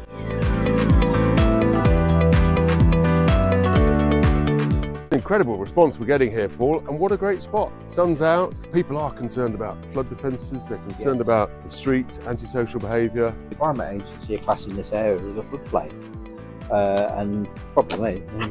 But actually we've got lots of residents, it's restricting people's ability to stay here full year round, some are, some aren't, but actually with new technology we should be able to change that. It just requires a more can-do, constructive, pro-growth agenda. Yeah. But what a spot. I mean, that woman we spoke to a few minutes ago, I mean, she was in a caravan for 6 months of the year here in Chapel. Yeah. And because that's a holiday caravan, she has to move out. Yeah, but everyone here can stay here all the year round. Doesn't make any sense. Great spot.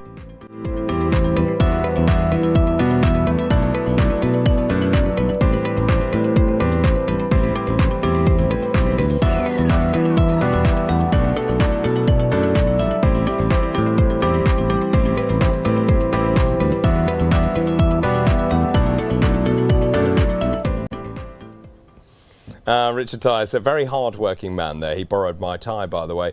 Let's go to Boston now live. Sean Matthews, leader of Lincolnshire Council, joins me now. Good afternoon. Hello, David. How are you? Welcome to sunny Skegness, if not a little bit windy. Well, it does look like it, but look at that resplendent cab in the background, the Reform UK taxi. Yes, I've nicked Richard's taxi for a few hours, and we're out and about speaking to people, getting people to join up. I think we're doing the work for most of the country because it's all visitors here in Skegness today, not locals. But nevertheless, they are still joining Reform, and that's the main thing. We're going to go on to Mablethorpe in a little while, which is part of Louth and Horncastle's constituency. We'll be up there knocking on doors and speaking to people up there as well. So if you're up near Mablethorpe, come and join us at the Eagle's Nest, where I'll be having a beer, much like Darren's just been doing. Well, I think Darren's already into pint number 2. Just in terms of what people are saying to you in Lincolnshire, what is the most pressing issue in Lincolnshire, in Boston, Skegness itself? Well, apart from the fact that everybody wants to know how we're going to get rid of this bunch of buffoons and have a general election, which is genuinely the biggest question that I get asked every single day, it's about things like the roads. And we've got the JCB Pothole Pro on trial for a year here in Lincolnshire. They generally are. I mean, our roads are in a dreadful state, and we need to get them sorted. So we're trialling all sorts of things. As I say, the Pothole Pro is doing a great job for us, but we're going to give it a year's trial to see how it is in that. They also know that we are desperately in debt as a county. We are over £500 million in debt, and we are working really hard to reduce that debt, to save money and get things better for the residents of Lincolnshire. I mean, I think you make a great point there. The Pothole Pro, I saw that at the Reform UK conference when we held that. That is what people want, isn't it? They want to understand why they're paying so much council tax when the roads are appalling, the bins don't get collected, nothing seems to work, and yet all you do is get increments in council tax. Yes, and they see roads that are temporary fixes and aren't being done properly. Well, this summer, Lincolnshire County Council fixed more roads than ever before under a Reform-run council, and that's something that I'm very proud of. We are genuinely out there trying to get the roads and the lives and the services that we provide for the people of Lincolnshire improved, and we've got 3.5 years to do it, and I'm really excited and looking forward to making it even better. And if I could just ask you, just in terms of the issues that affect people in Lincolnshire, sort of on a more of a countrywide perspective, you know, around the country everyone is saying it's immigration, it's the cost of living, it's the lack of fairness in this country, it's the lack of direction from the government. What are people telling you? So, yeah, all of those things. Actually, just down the road we're quite lucky. Just down the road, we've only got one immigrant hotel, and that is in Skegness. They are worried about immigration here. They're also worried about the wholesale destruction of our beautiful countryside in Lincolnshire by these solar farms. I call them solar farms, but really they're solar factories. They're talking about changing the whole landscape of Lincolnshire, and crazy Ed Miliband could do it in his own backyard, not up here in the beautiful countryside where we grow food. And food security seems to have gone out the window as far as this government is concerned. And in all honesty, they should be ashamed of themselves. We grow wonderful food in Lincolnshire. We are the breadbasket of the country, and they are talking about putting thousands of acres of these solar farms all over this place.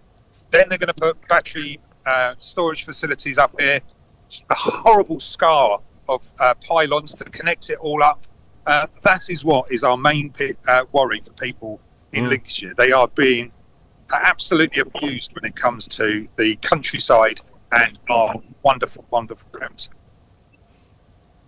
And Sean, that's replicated across Norfolk, Suffolk, Essex, the insanity of net zero. Richard Tice did some numbers. He believes this is going to cost between 800 billion and £3 trillion, and yet we emit 1% of global emissions. And also, what people don't seem to understand is the price of energy is pegged to the price of gas. Yeah, and the price of energy is so important. If you want to get the economy growing, and that's what they keep saying, if you want to get the economy growing, you've got to have cheap energy. You can't build anything competitively if you don't have cheap energy. We've got, just over the other side of the Trent, we've got a step fusion project. It's just been started. It will be fusion electricity. It will be a fantastic project, but it's coming in a couple of decades' time. And I say, what is the point of panicking about a date, an arbitrary date that one of the former Tory prime ministers picked out of the blue to rush all these things through when we can get new technology like the step fusion project up and running in a couple of decades' time, and that will save us having to worry about solar panels everywhere.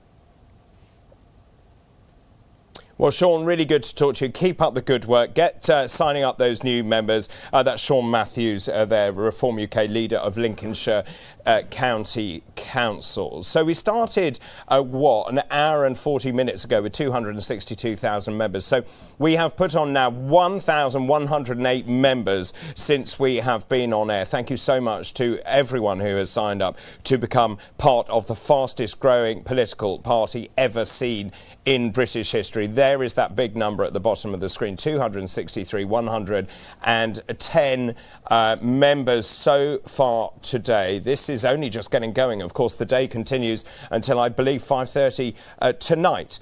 So still plenty of time to play for. I wonder if we can just show you how people are doing around the country, because I keep saying that actually there's £5,000 up for grabs. It is amazing, actually, how well you're doing. A bit of a change there. Blackpool and Fleetwood pushed down into 6th place. Gravesham, I think, a new entry at number 7. Torbay, definitely a new entry at number 5 there, signing up 15 members. Then we've got Normanton and Hemsworth at 17 new members. Essex, coming through Essex there. Brentwood and Ongar, Jamie McIver will be pleased with that. 23 new members. We've got Calderdale there at 25 new members. But way, way out in front at the moment, down on the sunny south coast, Portsmouth North and Portsmouth South. Amazing stuff. Obviously, £5,000 up for grabs for the first place, £2,500 for that second place, and £1,000 now. I've just changed the rules, and £1,000 for the third place. So we've got reporters out and about across the United Kingdom. I think we can go back now to Jeremy Kyle, who's down on the south coast where they are leading the pack. Jeremy Kyle, over to you. I did the bus journey. We're now in Ringwood. Make some noise, Ringwood! I was just thinking for you, don't want to be sued. If you can't see what's going on in the United Kingdom, you probably need to go to... Yeah, see what I did. Right, Gimbal is... She's followed us. You've turned into a groupie. Talk to me about why reform for you is the answer. Because I feel like we need change, and I feel like Nigel can do it for us. We've been watching all the time on the live streams, and we just feel like he can actually make the change that we need. We have a teenage son, and we're just worried about the way that the world's going. So we saw you in Christchurch on the live and came down to Ringwood. We're 5 minutes up the road, so we thought we'd come and support. Is this your husband? It is, yeah. It is me. Where's your son? That's what I want to ask. You just left it. No, he's at home.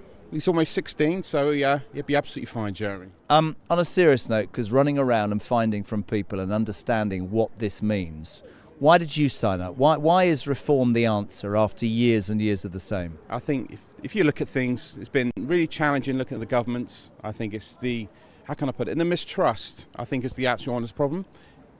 Farage and obviously Lee Anderson and Tyson and things of that nature, they're very truthful. They give you an honest answer, and I think for me, as the voting public, that's all they want. They just want the truth. And if they can't answer the question, say you can't answer it and give the reason why. Don't give a typical politician's answer of not answering the question. And for me, that creates a problem. So Farage, good luck to him. I hope he succeeds in the coming years. And any tips for a successful marriage, 20 years? I don't know. Flowers, just like that gentleman over there. Yeah, he bought some flowers. Thank you very much indeed. Right, come. What's your name, my friend? Vernon. Vernon. Now, this is an interesting man, not just because of his jacket. We talked about that. Yeah. Conservative voter who said you'll never vote. Why? Never again. I don't like their policies no more. They're not honest. And Farage is going to be honest, isn't he? When you say, when people talk about Nigel Farage, they always say he's going to save the world or he's a disgrace. Why do you believe reform is the answer? Why is Nigel Farage the answer? He seems like a really decent, honest chap. Time to give somebody else a chance, right? Give somebody else a chance. I've had enough of every other politician in this country lying. Good man. to us. Well, we've signed this wonderful clip. Thank yeah. you. All right, okay. Nice to meet you, my friend. nice to Are meet you? you. Where's that other? Oh, right. We're going back into Cafe Nero. I should have been sponsored by Cafe Nero, to be honest. This isn't even a joke. I'm looking for Linda. Where's Linda? Linda, I've come to you. Hello, sir. How are you? Looking for Linda. How are you? Had your tea cake? It's lovely, toasted. Yeah. You came out to us and you said that you and your husband and people you know really believe that reform is a game changer. Why? Because we need it. This country's really gone down. It's leaving all the pensioners behind, hospitals behind, our heroes and everything. I mean, in Bournemouth this week, they've announced they put 40 pods up for the homeless. They shouldn't be putting pods up for the homeless, not when we are supporting all these illegal people coming in and putting them in hotels. It's not fair. Do you think that it's about priorities and it's about believing and fairness? That's my word. It doesn't seem, if you've lived and worked in this country for quite a while, that you seem to get treated fairly. Do you know what I mean? No, you don't get treated fairly at all in this country. I mean, when you see people that they don't know whether to eat or to heat the homes, that's not fair. They've worked all their lives. They've even fought for the country. Well, I have to say, I don't know about you, but the way we treat our veterans, to me, is It's awful. I mean, they're on the streets. They shouldn't be on the streets. They shouldn't be in pods. They should have proper homes to live in. They should have pensions to do it, instead of taking it all away. Like, I'm one of the women that was lost on the pension. I mean, this country owes so much money to the post office people, the pensioners, the hospitals, everything. Nothing's fair anymore. What do you say to the people that say reform policies are it's just shouting from the rooftops? Because going around on a day like this, we've just been across the south coast, you just get the feeling that there is something happening. You really do. Yeah, I mean, people, I think, are losing faith in living. Because it doesn't matter what they do, whether they work, whether they help people. This government's just take, and no give. And Couldn't agree. It's not fair. Is this the husband? Well, no. I've done that once before. Just the partner. The toy boy? Yeah. You got a toy boy? Yeah. How are you, toy boy? Oh, very well, thank you. Big reform fan? I am, and I'll be signing up today. Good man. What's your name? Tony Ginito. Right, Tony, he's signing up. Right, thank you. Look, enjoy your tea cake. Everybody's having some. I love that. I love that. Hello, toy boy. I think JK's still. Oh, there you are. He's still going. Right, listen. So, on a serious note, across the south coast today, doesn't have to be massive towns, just a feeling. Lots of activists working really hard, lots of people interested in the message, and lots of people doing what we always talk about, which is making their thoughts, making what they think known. Really interesting, I have to say. Back to you, DB. Thanks, JK. Really good stuff, actually. Amazing to hear from people talking about the issues that really matter to them. I've mentioned this a number of times during this broadcast, but immigration is the number one issue for voters, and that is illegal and legal migration as well. Now, if you remember, of course, the Prime Minister Keir Starmer keeps promising to smash the gangs. We are sick and tired of hearing the same expression. And let me tell you, it has failed dismally. More people have come here this year than in the entirety of the whole of last year. And now it's got even worse. We now have the spectacle of the hokey cokey. That is one in, one out, one back in. And nothing, quite frankly, is working. Keir Starmer has lost complete control. Now, Nigel Farage was the first person in this country to highlight what was really going on. He took to the high seas, well, when I say that, I mean the English Channel. He went on board a boat to take a look at the problem for himself. Well, it's 5 a.m. We're leaving Dover Harbour on the very day when President Macron sits down with Keir Starmer to negotiate a deal. Interestingly, we're also 9 years on from Brexit, where we voted very clearly to take back control of our borders. He's trying to do a deal with the French where they will get the upper hand. Anyway, we're going into the Channel on this very day We know of one dinghy that's launched already. We'll go and see what we can find. And it's the usual drill. A dinghy has left the French beaches, been escorted over by the French Navy, and if we turn around we can see the Border Force vessel, and he's now waiting on the 12-mile line for the handover. Bear in mind, we've given the French 800 million quid since 2014, and still their Navy hands over migrant boats. Looks to be about 70 people in the boat. It's lying very low in the water. We've looked through the binoculars. The French Navy have now stopped, and this boat is right on the edge of French and British waters, and Border Force are waiting just behind me. It's interesting. We're literally watching one government politely handing over to another government. 78 people on that rib, one woman, 3 kids, and 74 young adult males whose identity we do not know. If this is not a national security emergency, I don't know what is.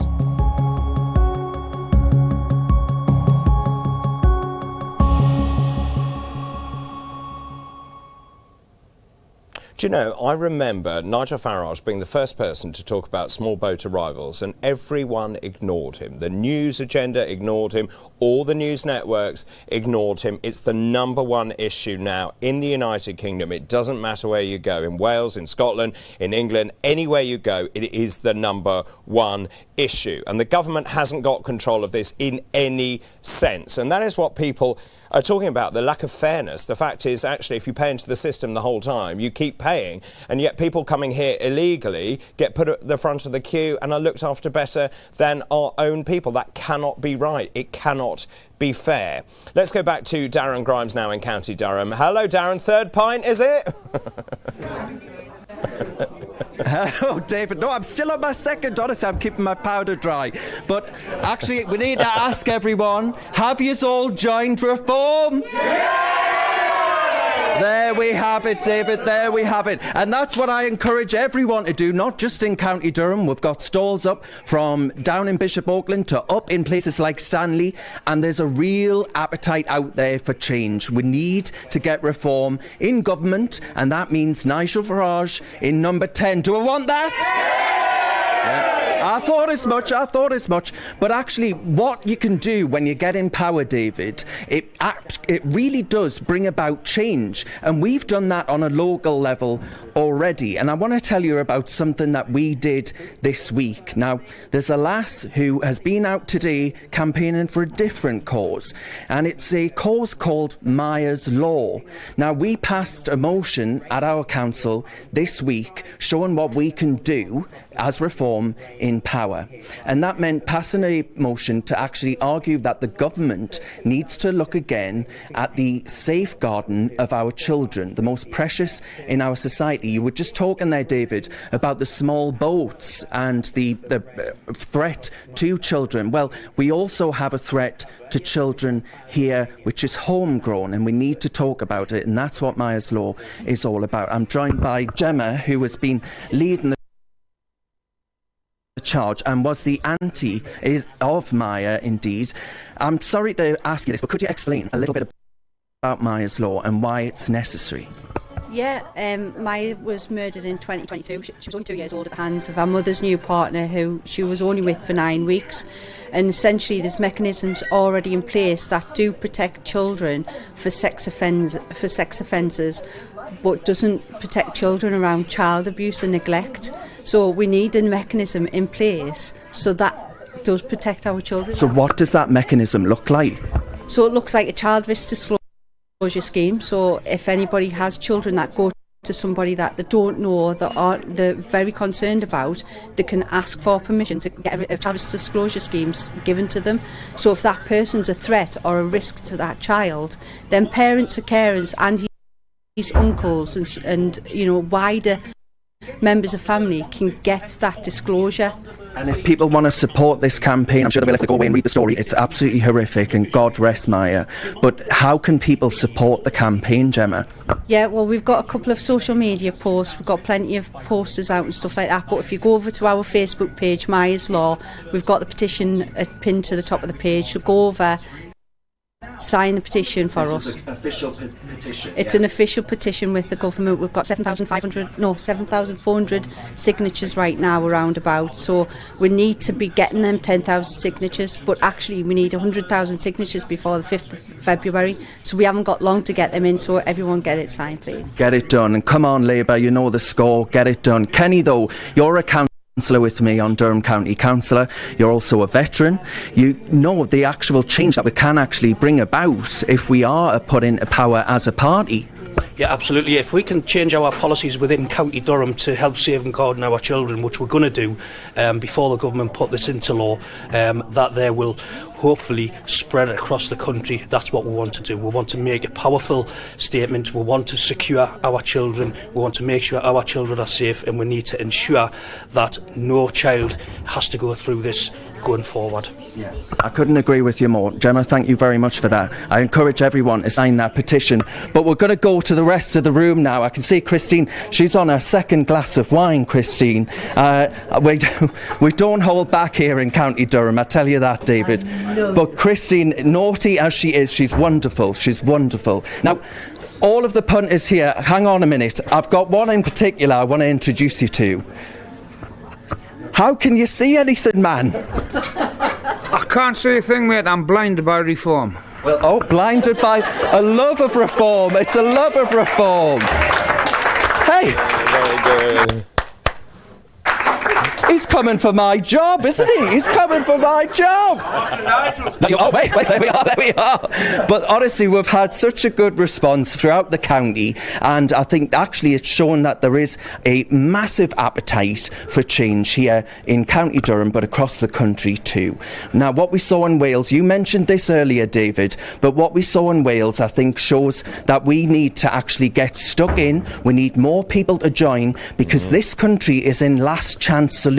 You know, I'm drinking at this bar, David, but our country is drinking at the bar of last chances. And if we don't get this right as a party, if people don't support us and get stuck in, then I'm afraid that Britain is lost. And that's the message that we've got to get out there. We need a positive vision for change, and that's only something you're going to get from Reform UK. Am I right? Yeah!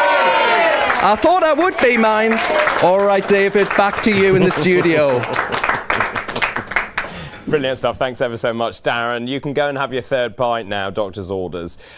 We have spoken a lot about immigration in this country. I'm joined once again by Lyndon Kemp-Carron, who is the leader of Kent County Council. It's a huge problem for you, this, isn't it? David, it's the biggest problem, and of course in Kent we're on the front line, aren't we? Very much. We've got 350 miles of coastline. And this is where the invaders, I call them the invaders, which annoys a lot of people, but I'm going to keep calling them the invaders because they're not invited, they're not legal, and they're coming all the time onto our shores in Kent. It's a number one issue on the doorstep. When I was campaigning back in April prior to the May elections, it came up again and again. Now, people aren't daft in Kent. They knew they were voting for county councillors. We have no control over immigration policy, but what they needed was somebody to start making a fuss on their behalf, and that's what my members and I have been doing since we got elected. And you've had this influx of illegal migrants through Kent.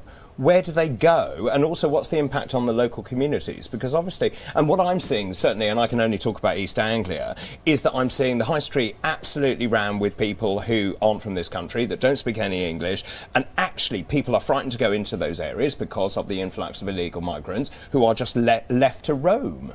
Yeah, the problem is quite complex. We've got the arrivals that we know about, the ones that are picked up on cameras at Dover, coming off the boats, being escorted by Border Force into detention centres to be processed. But there are also the ones we don't know about. Now, we've got a stretch of shoreline around Dungeness. Now, that became famous a few years ago for residents seeing boats come up, you know, on a moonlit night. They'd see a dinghy come up the beach. The people would jump off, take off their life jackets and literally disappear off.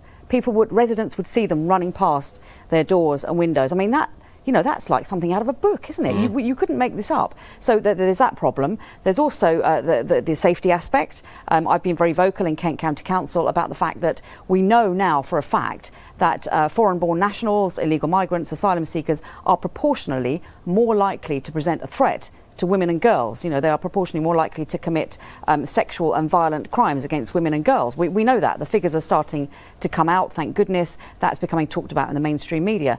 There are a few town centres and high streets in Kent where people no longer go after dark because it is full up with people hanging around. Because, of course, the government may have closed the asylum hotels, but where are they putting them? Because the numbers aren't going down.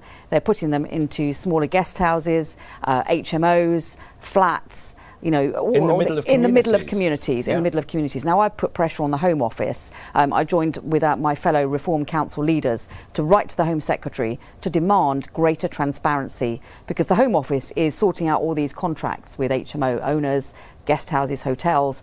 We don't get prior notice. So, we can't plan on a county level. We have no knowledge. Our residents are often finding out via social media, which is the most dangerous way of finding something out, because you can't really fact check it. Tensions are running high. We've seen a lot of civil unrest in Epping over the summer, and it looks like it's about to start again because this chap has been released from prison early. Mistakenly. He ran off, didn't he? He ran off, exactly. So, you know, it is not a great place to be at the moment, and I wanted to prevent Kent from becoming little hotspots of civil unrest. So I wanted a plan. I wanted to know where these people were going to be put. And of course, we've heard nothing back from the Home Office. Do you have any confidence the government will get control of this? No, none whatsoever. We've got a Prime Minister with no backbone. He doesn't know what he believes in. We've just seen Lucy Powell elected as deputy leader of the Labour Party. She's just made a speech. You won't have seen it because you've been on air. She's just made a speech saying that immigration is not to blame for the problems we are facing in society. I might just say that again and watch the membership ticker go up.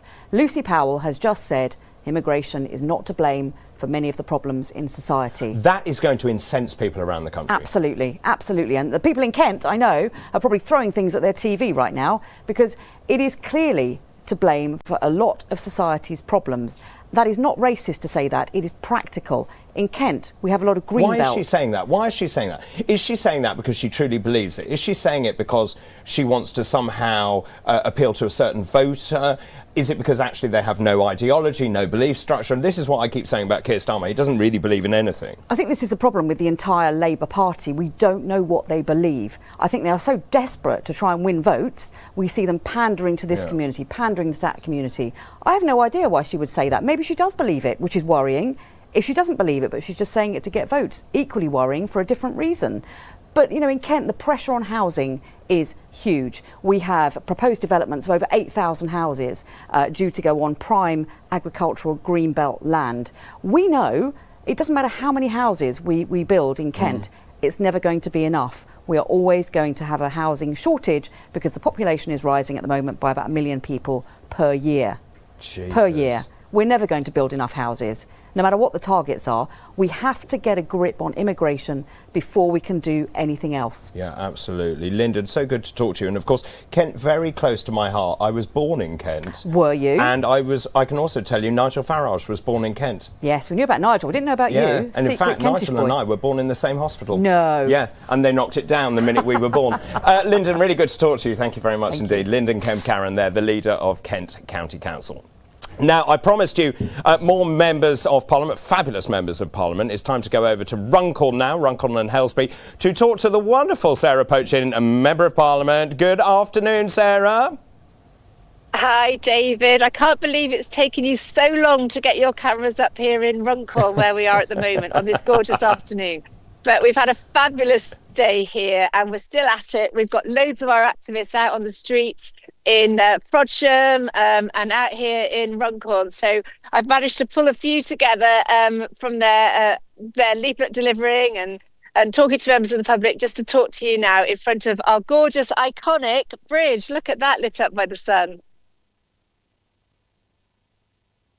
Sarah, if I was to tell you, we started today, what? Can you hear me now? We started, a couple of hours ago at 262,000 members. We've now gone up to 263,182. So over 1,000 members have joined us. I think hearing about Lucy Powell, as Lyndon says, we're going to see that ticker go up. Are you surprised to see that number of people joining the party?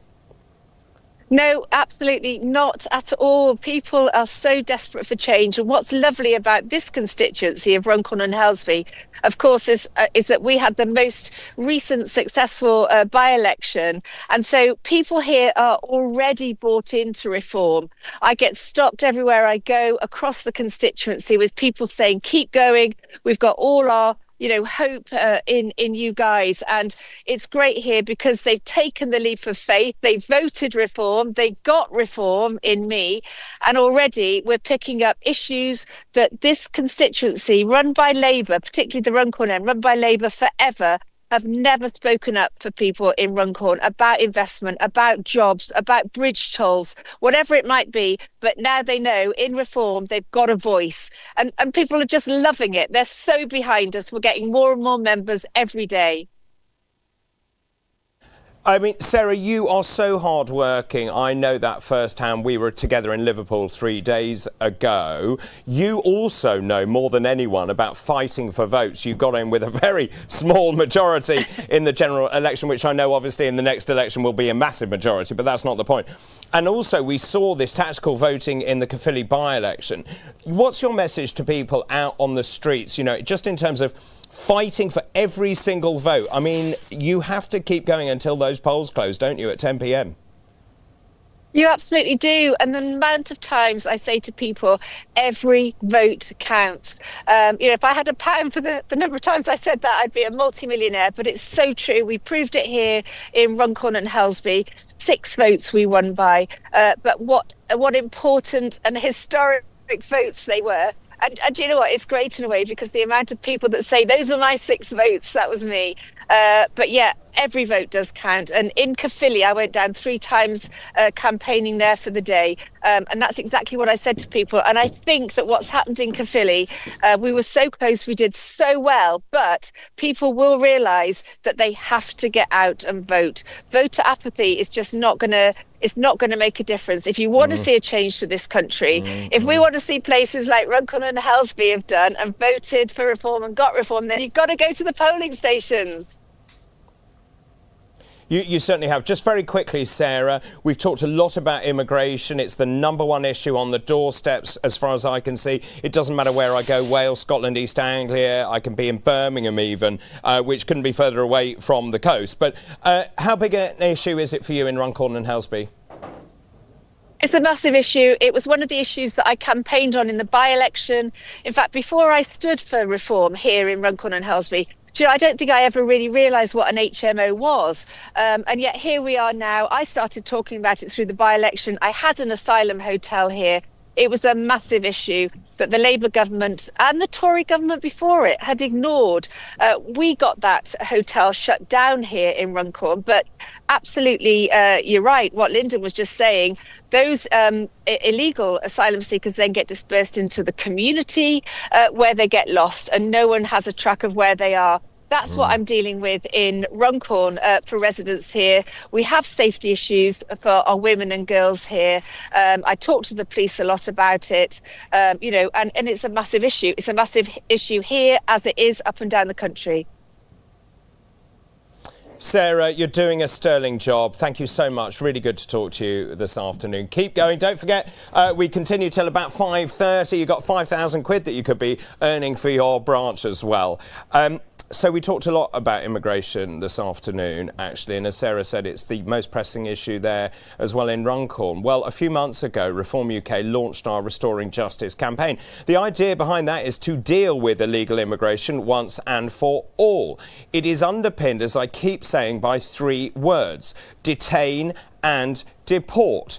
Now, if you come here illegally, you will be detained and you will be deported. You will not be able to claim asylum. And to do this, we will leave the European Convention on Human Rights and we will pass the Illegal Migration Act. Let's remind ourselves of the day that we actually announced our policy. We took over a massive aircraft hangar at Oxford Airport. Today, we launch Operation Restoring Justice. And as far as the people of this country is concerned, frankly, these measures can't come soon enough. There's little doubt that the United Kingdom is being invaded. In fact, more people have arrived on our beaches illegally over the last 8 years than stormed the beaches of Normandy on D-Day. A reformed government will ensure that the United Kingdom will once again be a proud sovereign nation with full control of its borders.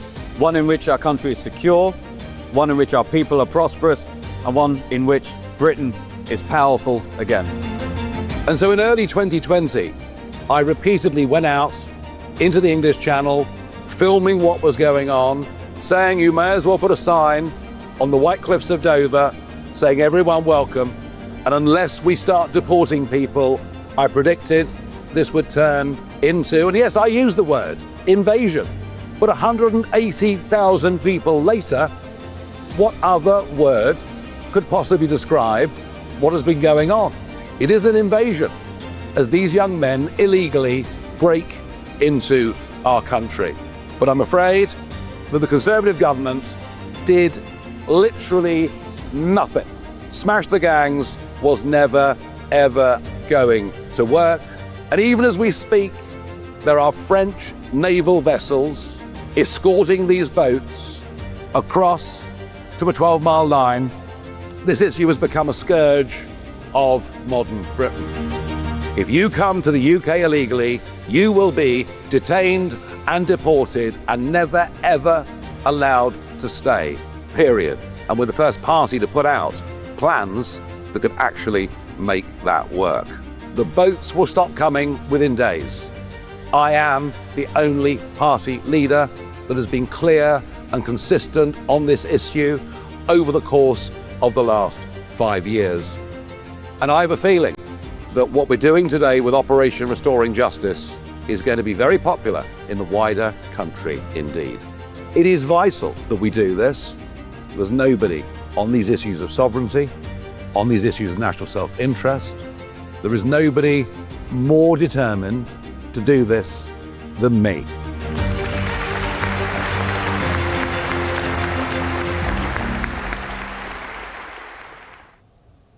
Nobody more determined than Nigel Farage, and that is why he will make a brilliant Prime Minister when and if he is elected. We've been to Scotland already this afternoon. Let's go to Wales now. I'm delighted that I can say hello to Laura Ann Jones. Good afternoon, Laura Ann. Hello, Mr. Chairman. How are you doing? Very well, very well. How are you doing? Yeah, really good, thank you. We've got an event here in on the edge of Caerphilly today, celebrating our success. We might not have won the seat a few nights ago on election night, but we have so much to be proud of, and we're celebrating that today and looking forward to the next Senate elections. Well, actually, look, the way I keep looking at this, we did amazingly well. Yes, you're right, we didn't win it, but we went from 1.7% to 36%. Now, you show me any other party that has that kind of meteoric ascendancy, because I don't believe anyone has ever done that before. No, they certainly haven't. I mean, Labour were completely decimated in their heartlands. It was incredible to see. I've been canvassing here in this area for 30 years, and I never thought I'd witness such a swing to other parties. I mean, it's been crazy, and we've got a lot to build on. We would have got, if in the new PR system next time round, we would have got 2-3 seats on election night. And now, if we replicate that across Wales, we've got a very good chance of being in government next May. Now, I'm totally convinced that actually it was that poll, the MRP poll that came out, 2-3 days before the election itself, that skewed it, because it showed we were significantly in the lead at 42%, Plaid was at 38%. We know, and I've spoken to people who tactically voted as a response to that, whether they were Conservatives, Lib Dems, for example, lending their votes. What do we need to learn, do you think, from that when we come to other campaigns? And also, there is something else to mention here. A by-election, people vote differently to a general election. Yeah, very much so. Well, in the by-election, this is the last one that's going to be first past the post. They won't be able to tactically vote in the next one. They'll be wanting that possible one seat, perhaps, Labour. And then they won't want to be lending their votes out, and they won't be saying tactically vote next time. So that's going to make a huge difference to us. Plus, we haven't even released our manifesto yet here in Wales. We've got so much to go forward, and the trajectory is only up. Lots of people have said you've shown yourself now as a serious party in Wales. You're ready, a party ready for government, and you can be that change for us. So now they see us as a serious alternative, and they know that we're serious about taking the government. I think we'll get way more votes. You know, as you know, I've been around the country talking to audiences across the country. I have to say, the response I got in Wales, I want to kind of say it's the best response I've ever had. I had a standing ovation before I even started. We love you. We love you and we appreciate you. Do you know what different? Do you know how different it is to other parties that you guys in London and around, you know, the top guys in our party really care about Wales? We've had everyone here. We've had Nigel. We've got Lee Anderson here again today. We've had you here, and people are really caring what we think here in Wales, and caring that we get in next time, and caring about this part of the United Kingdom. And that's something that's new for many of us. Mm. Well, look, I hope your event today goes really well. You're doing a fantastic job there in Wales. I will be back, by the way, for that famous Welsh hospitality. So keep up the good work. And, of course, I hope you do well in terms of the prizes that we're offering, the 5,000, 2,500, 1,000 prize as well. Really good to talk to you. Thanks so much for your time this afternoon. We've got lots. Oh, she's gone. Let's go over for our final time to Jeremy Kyle, who's probably frozen to the core. Jeremy? I actually am not. You know what, DB, or Mr. Chairman, as you should be called? Fascinating afternoon. When you sit and you do what I do and you read all the newspapers, you wonder, you know, this vibe that people are talking about, that's children, probably mine. You wonder whether it's true. Coming out the streets today across the south coast, Christchurch, the villages in between, and here in Ringwood, there is a real buzz. And I have to say that it's been fascinating asking people why reform makes a difference and what it means to them. And they're all standing up, they're all taking pictures, and the cars are bleeping, which is fantastic. So this is brilliant. Watch this. Sorry to disturb you. We're not going to where you want to go. It's the other bus. But anyway, there we go. So listen, to everybody who's come down here, thank you so much indeed. We're going to jump on the bus. In fact, we're going to try and do it. There is a very hard... Have you had fun today? Look at this. Look at this. We've got the three wise men. Now, I'm going to finish. Come with me. I'm going to finish. Let's head off. Come on then. Let's get this bus on the road. Let's head out of Ringwood. Have a fantastic time. But seriously, genuine comment. It's been fascinating to see what people are doing. Are we moving? Oh no, we've got a parking ticket. Back to you, Mr. Chairman. Hope you enjoyed it. Bye. Well, you've done an amazing job. Thanks ever so much, JK. By the way, you still owe me lunch. I just thought I'd mention it here and now. Now, before we go back up to Durham to catch up finally with Darren, I want to show you some highlights from this year's party conference at the NEC. The energy, if you weren't there, I will tell you, the energy was absolutely electric. More than 5,000 of you joined us in that arena. It was absolutely wild. There is light at the end of the tunnel, folks. It's there. It's in front of us. It is the light of reform. More by-elections will come, and we will win each and every one of them. Britain, under Nigel's premiership, and based on our principles of family, community and country, will be great again.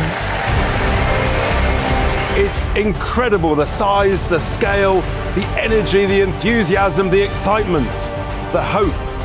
Do you want to make the United Kingdom great again? Yeah! Would you like to see Nigel Farage as our next Prime Minister? Yeah! Then welcome him to the stage. Thank you! Good afternoon, conference. I really believe it's been the most incredible conference. The big word that comes out of it is energy. The energy has been unbelievable. The enthusiasm has been extraordinary. You are the people's army. Thank you, everybody. Thank you to the team. Thank you to you for all being here. I've had a fantastic conference. I really am honoured to be doing this job with your enthusiasm, encourage, love and support. And can I just say how proud I am to lead a movement like this. Thank you.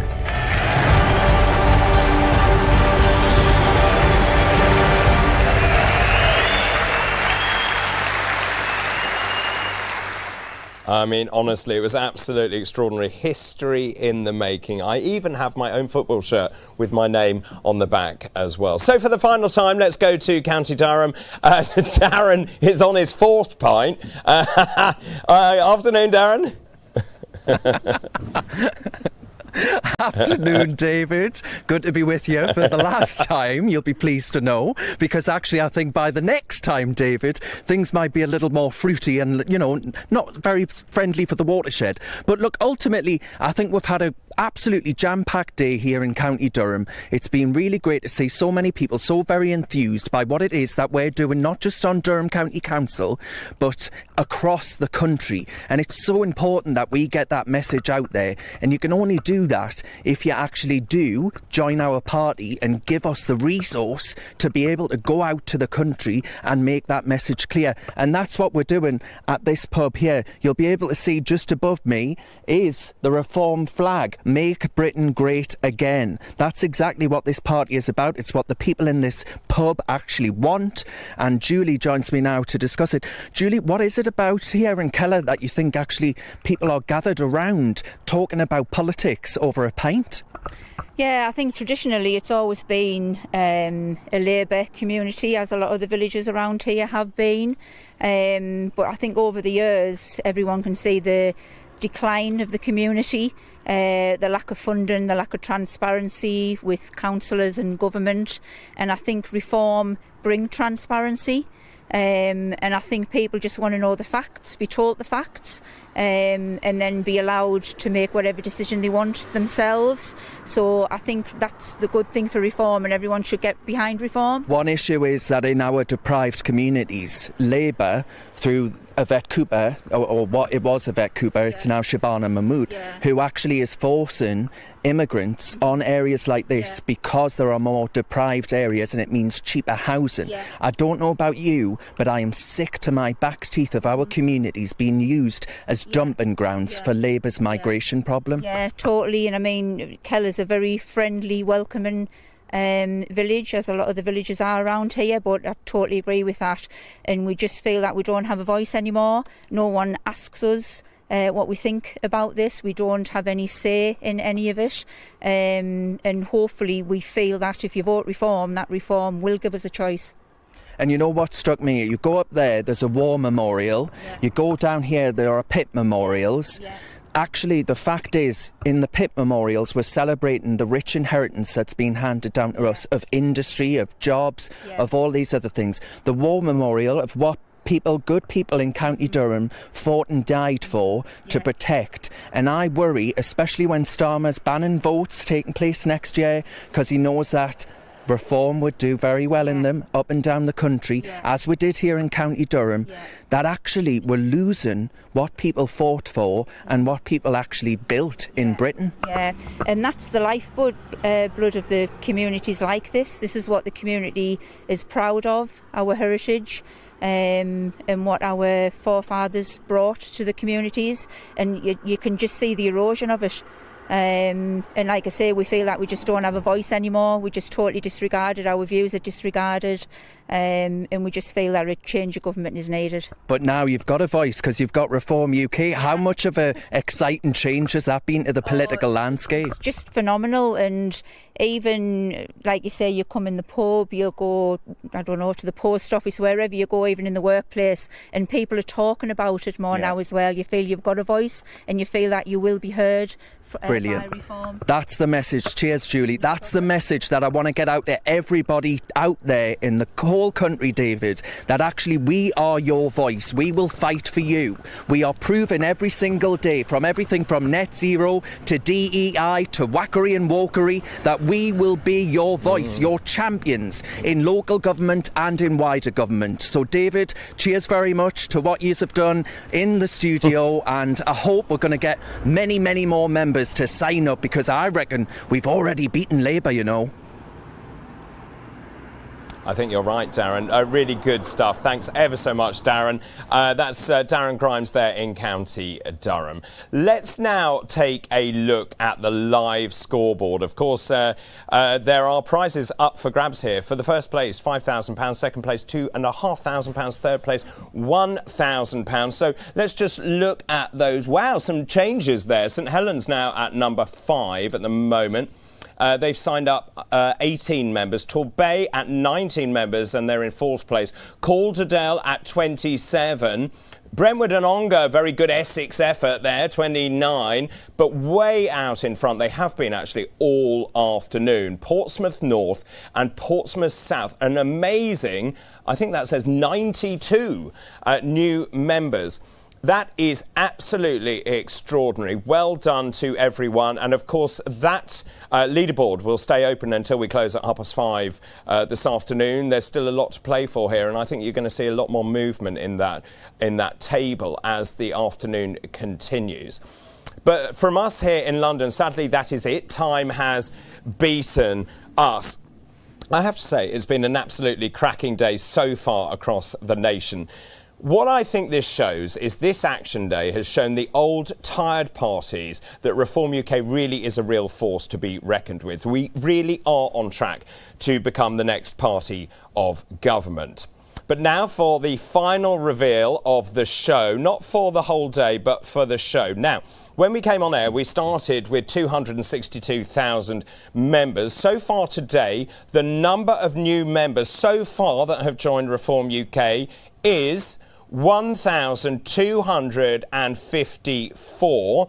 That brings us to this number. That is the total membership number. That is 263 and 257 members of Reform UK. Don't forget, of course, we've already thrashed the Conservative Party, and we believe that we have beaten, if not, we believe that we have beaten the Labour Party because they've started hiding their figures, but they're saying 309,000. Don't forget, of course, this is only just the halfway through the afternoon. We have another 3 hours to go to get that. And there you go, gone up another member in that time. In fact, I can tell you, we are signing up 5 members across the country every minute. So you've got 3 more hours to sign up as many members as you possibly can. Don't forget, of course, all still to play for. £5,000 is tantalisingly close, and £2,500 for the second and £1,000 for the third.